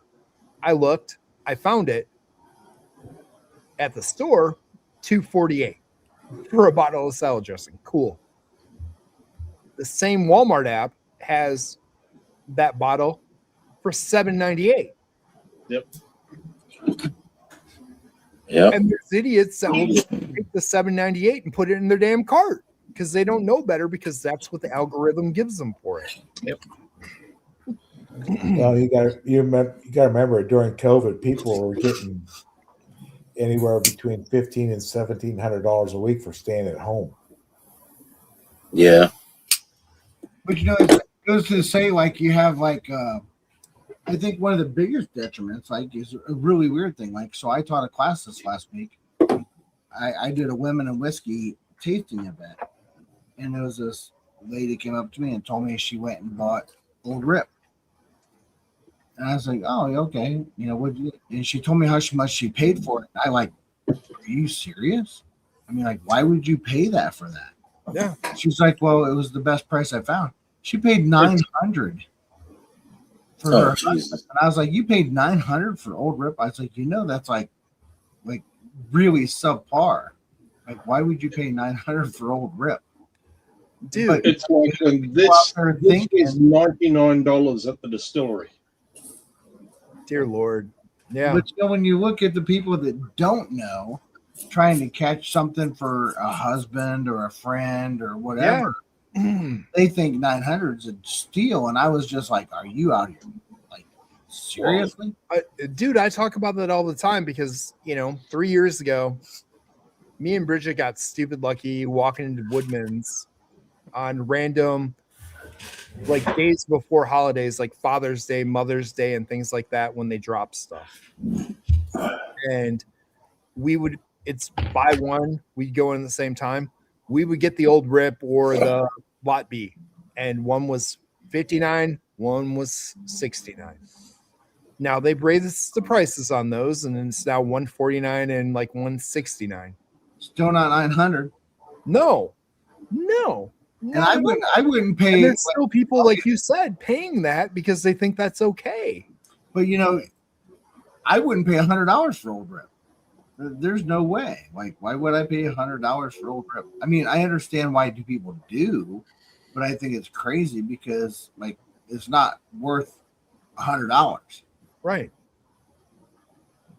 You know, I think that people That's just it. There's 10-year-old weeded stuff that's out there right now that's $89, $99. And so much better out there. Like, I did that stuff with Canay Farms that's doing their own. I did the blind with multiple weeders at cast strength. Awesome. You know, it came in second. It beat the Weller Full Proof. It was $39. Nice. It was $39. It was fun. You know, but if you don't focus on the label and don't focus on the marketing, right now, bourbon's not dead. Bourbon's in the coolest point ever because there's so much value to be had if you're willing to try different things and not focus on a certain label. Like Dark Arts, like I said, looks amazing. Cool marketing. But I can go buy the Jepsons.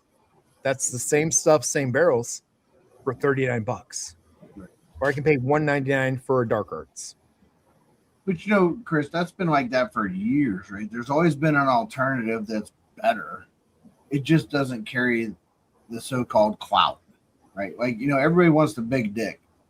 It's like, hey, you know. Yeah. And that's why I really had to cultivate the store and the customer into that. So it's really funny. And he's technically my cousin, but he's my nephew in that generation, right? So he traded in his $50,000 truck and bought a Tesla, right? And everybody, we golf at the country club, we're there all the time. They're like, hey, you know, they're all like, looking at him like whatever. Like, now, granted, there's a lot of people there have a lot of cars, but they look at he only paid 15 grand for that thing, and they look at him like he paid 115,000. I was like, you got to be kidding me! Like, what the hell? He's like, yeah, it's weird because like I paid 3 times more for my truck than I did my Tesla. It's literally the same thing. It's literally just big dick and labels, and not looking at the quality of the product. I mean, we see that. Like, I look at shit all the time. Like, what's my favorite thing to go to nowadays is a fraction of the cost. But I get the best. Look at all of us on this screen right now, Bobby. We all grew up in an era that our families looked for value. Yeah. Value over the fancy name and all the shit. Am I getting the best value? Am I getting what I'm putting my hard-earned dollar towards? Right. And we shop that way. There's the generations after us that clout chase because social media. Social media has really generated the clout chasing stuff. And people don't look at value. They look at, look what I got. They're unwilling to try something that's probably better. Yeah, like a fraction. And I have a lot of people, and I can say that at the store that I'm like, hey, try this. They're like, I don't know if I want to try. Here, try it anyway. I'm going to give you a free sample. Yeah, try it. Tell me if what you have in your hand right now is better than what I just gave you a sample of. They'll try and like, oh, this is amazing. I'm like, yeah. So this Women of Whiskey event I did last week had that kind of thing, right? We had some newbies, some people that never tried, they had no idea of whiskey or nothing. But we had some women come in that were like whiskey drinkers with their husbands. And I was just like, trust me, you'll really like this. Yeah. They go through and they try it. They're like, oh my God, can you buy this? I was like, yes. For like I can tell you right now, the biggest what I had on the tasting was I had the pumpernickel rye caster. Oh, Vic's getting bombed. Hold on. Vic's getting bombed. Yeah, no, right. But I did that pumpernickel rye castering because we were just trying to go through flavor profiles and stuff like that. And they're like, why is this so good? Like, I was like, well, because it's really good. I mean, for the price point, you can't beat it. I mean, it's really, it's like what? Like 60, they're like $100, right? It wasn't even that much. Because the prices in Ohio, for whatever reason, probably because it's an Ohio brand, so it's better. The guy that fucks Ohio, yeah, you know what, got on too much stash, and now they're trying to drop a bunch of shit. So weirdly, Ohio prices have dropped because the crooked guy at OHLQ is finally like, hey, we got more, and we can fucking howl. Well, I can tell you, Ohio's changing because that same distillery's got the Irish there that they do. Yeah. They just dropped me a bunch of cask strength samples that are the 7-year and 11-year-olds, but finished that you guys had for your big drop, but are single barrel casks. Dude, I can put those on the shelf for $34. Well, Ohio is trying to drop their Irish completely. They're trying to like wipe out anything they ever bought Irish. Yeah. So Irish stuff that was like $100 is down to like $30. Well, that's what I'm saying. Those were $100 when you guys had your big barrel drop day. Like literally, they're dropped down to like you could get almost anything Irish like half the cost it used to be. And it doesn't matter what it is; they're all. Jerry, those are still overpriced here because Redbreast ran their prices through the goddamn roof. They ran them so high here, and now they're like a fraction of that cost.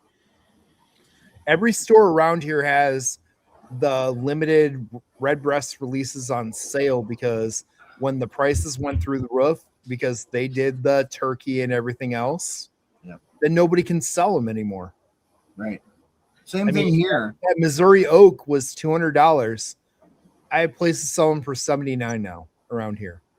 So here in Ohio, we're seeing Irish and Scotch both drop. Yeah. And I put it in the chat. Dude, Scotch is taking a bigger hit in America right now than anything else. Because nobody's buying it. We're not importing it because of the import price and stuff. There's so much of it. There's so much that people are just, even distributors, just like, hey, you want this? I'll give you a special price. We put out the Glenfiddich. I laugh at this. The 12-year that they put out, the new 12-year. It's 86 proof or whatever. They ran a special with us and gave us 375s. I sold those for fucking $12.99 a piece. And I had a guy buy all 4 cases that I brought in because it was so fucking cheap.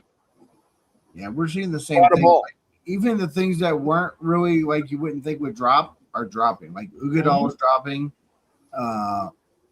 The classic latte is dropping because they ran it up and then no one would buy in it.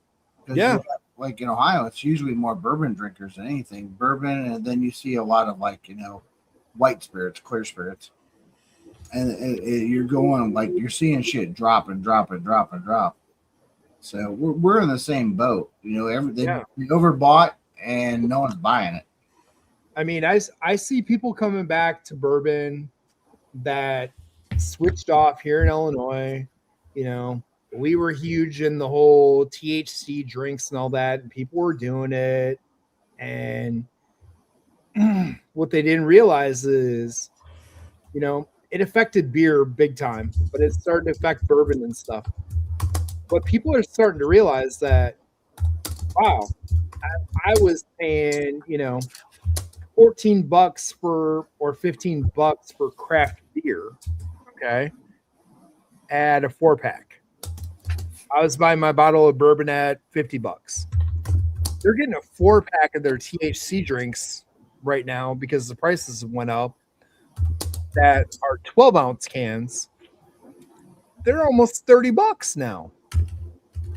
And they've all stopped and went, I'm paying a hell of a lot more for everything. Yeah, you are. You made a switch and went into something and they realized you were buying. They progressively started doing this on the price because you're bought in. But now I'm watching people not buy them. Like we were selling those hand over fist, like no tomorrow last year. Not now. Some of those people they'll buy a 4-pack, but then they'll buy what they use because they're like, it's just too expensive. It's too expensive. I'm like, well, here you are. I'm checking out, boys. Later, Greg. Good to see you, bud. Later, Greg. See you, Greg. Later, Yeah, bud. I'm gonna do the same. It's after 2. I have a bunch of work to do in the morning. So thanks for having me on, bud. Good to see you guys. Later, bud. Good seeing you, Bobby. Yep. See you. I mean, but that's where we're at, and I see it on the storefront side. Everybody keeps on raising prices, and people are starting to convert back to what they used to do. And it's happening even with single barrels. Even though I'm bringing in like hot ass shit that people all want, they've slowed down how they move from last year to this year. Even, I mean, most of the stuff I dropped last weekend would have been gone last weekend. Now it's taking me 3 weeks instead of 2 days.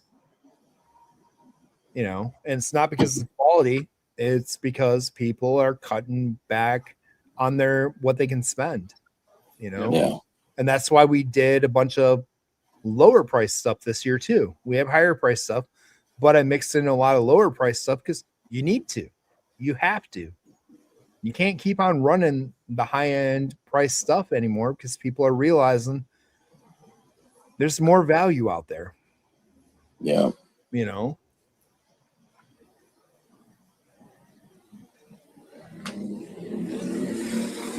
That's true. I mean, hell, I work for Borgate, I still do, quote unquote. But when you looked at that, people were buying a bottle here and there. But that's why we release 4 a year. for a year is doable if you're collecting something at that price. When you got brands putting out multiple bottles at that price and you're talking 10, 12, people can't collect that anymore. They're not going to buy every release. There's no way. You know, and that's where we're at. I mean, I don't care if you're in Australia. I don't care if you're here. I don't care if you're in a hot market or not. I mean, look at Kentucky. Chris, you were just there. There's great shit sitting on the shelves everywhere. Yeah. And stuff that didn't sit on the shelves. You know?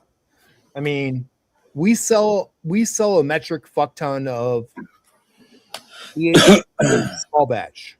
You know, it's $59.99 now. The reason we sell a ton is because we're on the Illinois border, or the Illinois and Wisconsin border. In Wisconsin, I see 2 cases per store a year. I got 16 last week. And we sell through it, but other places in Illinois are rejecting it because they can't sell the 5 they got 2 months ago because they've got it, you know. Even Weller Green Label is about to be shelf stable. That's the whole goal of this year of Buffalo Trace. We got the first run of the cork top. They were hot. They were hot as hell because people were like, oh, it's the corked ones. Got to get them. They got the gold foil, blah, blah, blah. They ran like crazy. Last week, we got 2 cases. Well, instead of being gone in a day, it took 5 days. I've got more coming this week. You know, stuff's about to be stable because they have it. E.H. Taylor small batch is about to be shelf stable. They have it. You know, we're taking it right now because we have the other state that doesn't get it and they come and grab it like no tomorrow. We're not going to keep doing it, but we do right now. Everything is correcting.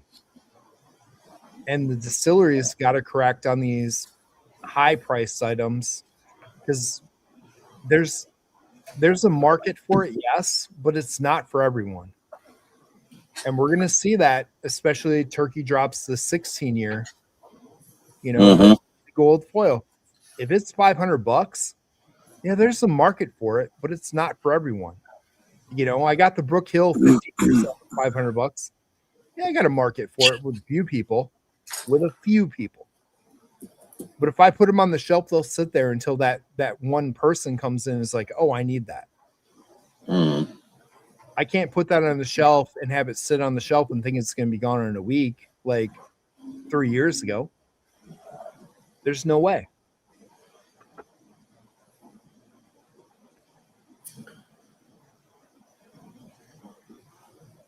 You know, I hope these guys have made their money on it. I hope they've been smart because they've run themselves into what other industries have that destroys industries.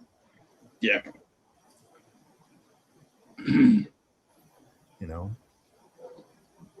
I mean, hell, look at all the places that wanted to jump in really quick and spent venture capital money and took big loans and never got off the ground. You know, Kentucky's got a lot of them. We're watching Uncle Nearest go down the same boat. And shit, look at the numbers. They were selling 80% over what the market was for a hot minute. And all of a sudden, everybody realized, well, yeah, we bought it. We're not going to buy it now. You know, it's here. It's everywhere. It happens. Like, you can pump and dump, and that's what they did, man. That ain't going to save their business.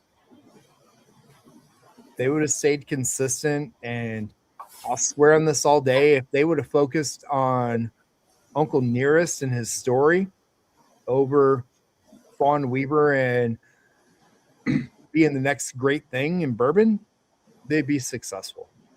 Yeah. I mean, we all thought it was a cool story and that being heritage and all that. But she made it about her, not the story, not the legacy. It became, look at Fawn Weaver. I'm a billionaire bourbon person. Who else is doing that in bourbon? Nobody. She got herself in trouble, man. You know, just like all these other places thought they were going to be the next billionaire bourbon thing. Be modest, be honest. You know, bourbon's a long run, dude. It's not a cash cow. I'm going to run into it and be a multimillionaire. It was never meant to be that way. You know, look at the start of it. It was people supplementing income, making bourbon, making whiskey. You know, you don't need bourbon All to right, survive. Joe, I'm out. Later, Jerry. Have a good night. Jerry. Jerry.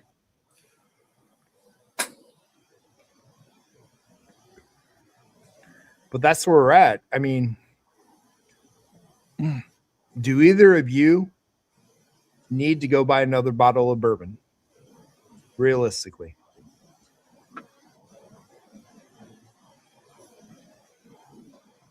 I love you, Chris. I'm the same way. But does anybody really need to? We don't. It's not a necessity to live, you know?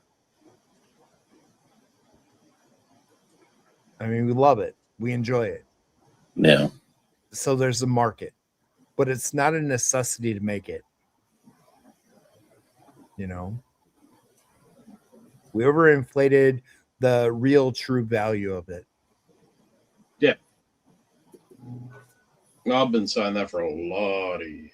Yeah.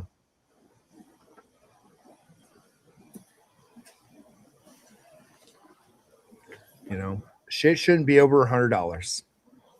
I said it. Mark it down. You know,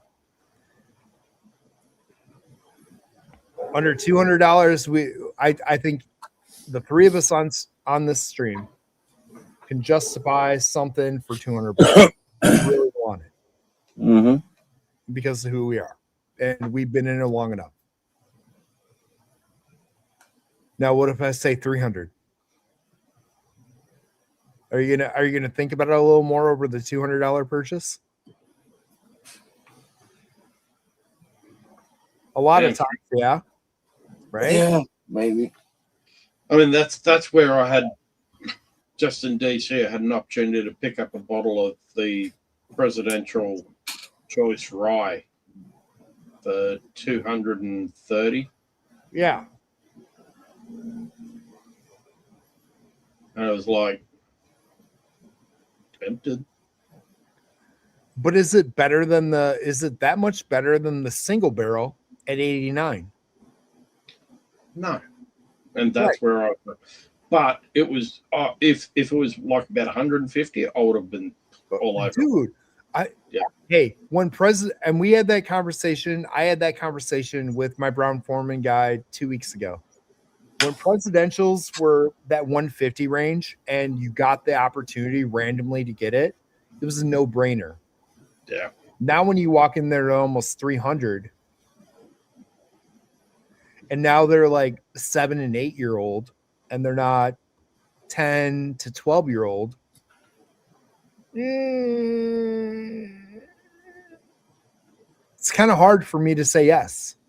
I always wanted it to put it on my shelf because I'm the baseball card collector. Not going to lie, just like we all are. We all collect. But I get 3 bottles of a single barrel. Just damn good. But I don't have that label sitting on my shelf. Mm-hmm. You know? And the purpose of it is to drink it, not to stare at it. You know? People come over and drink it with you. Well, get your ass back over here next time and let's drink them all. Well, I've got 360 odd bottles still sitting in Kentucky. I know. I know. And the funny thing is that I took over a Wild Turkey Master's Keep for someone. And I thought that it was a 1894. or 1894, whatever it is. Yeah. And because it's in the same box, but it was the one. So Okay. that's now sitting in a bunker. Oh, Uh, good job. I love you, man. I love you on that. But yeah, I'm not taking that home. yeah. But that's just it. We all have so much shit, and we have so much cool shit, man. You know.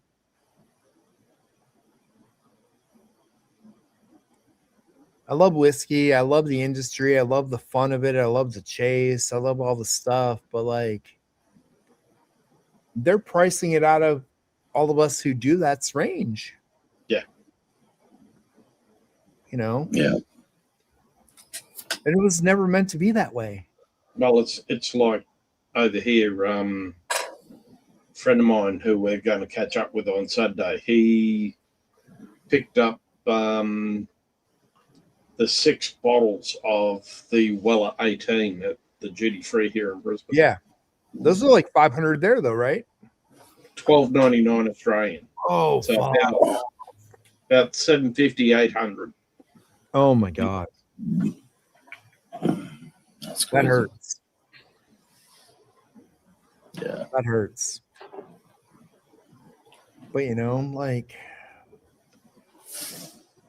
they're making That's it work. where Not actually fun he's for any of us. and I'll taste it on the weekend, and if I like it, I might have to buy a couple of bottles through my friend who runs the duty free store here in Brisbane and the airport. Yeah.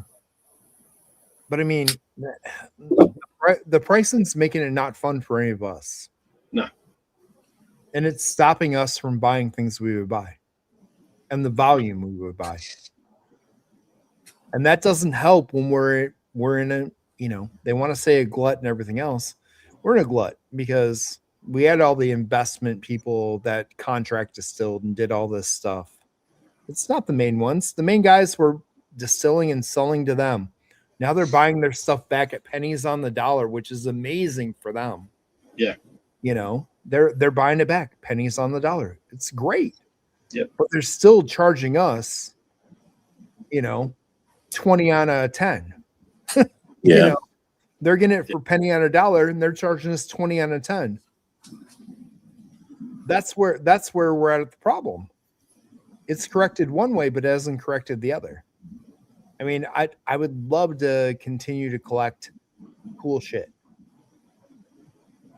but not when you're going to raise the price and make it unaffordable and unattainable. You know, can't do it. Yeah. You know, and we're all of us sitting here right now are the collectors. And we're all saying, fuck, you're making it impossible for us to collect. Well, that was where it was really weird this trip over. There was certain stuff which I was expecting to be really expensive. Yeah. And a lot of places it was actually reasonable. Yeah. And then there's stuff which I wouldn't pay more than $60 for, and they're wanting $180, $200. And it's like, yeah, it doesn't make sense. It's all over the place. It doesn't. And that's where we're at. And it doesn't make sense to me. You know, we've hyper stuff that shouldn't be, and it doesn't make sense. You know? Yeah. And I'm watching, you know, for me, shit, I've watched so many people I know lose their jobs and shit over this because of what places they're doing. Yeah. Most places don't care. And they're gonna lose our buying soon. Because we can't continue to do what they expect us to do or think we're gonna do. I've cut back on my buying huge. I buy the store picks I do. I buy a couple LEs a year. Well, the amount of stuff which I'd cut back on in the last year and a half, 2 years, it's been tough. Oh yeah. Like I barely bring anything home that's not a store pick, you know. All right, y'all. We're gonna shut it down. We're gonna go to the after party. Whoever wants to jump on it, fucking hit the link. If not, I'll see you guys Thursday night. Right on. Well, guys, I'm gonna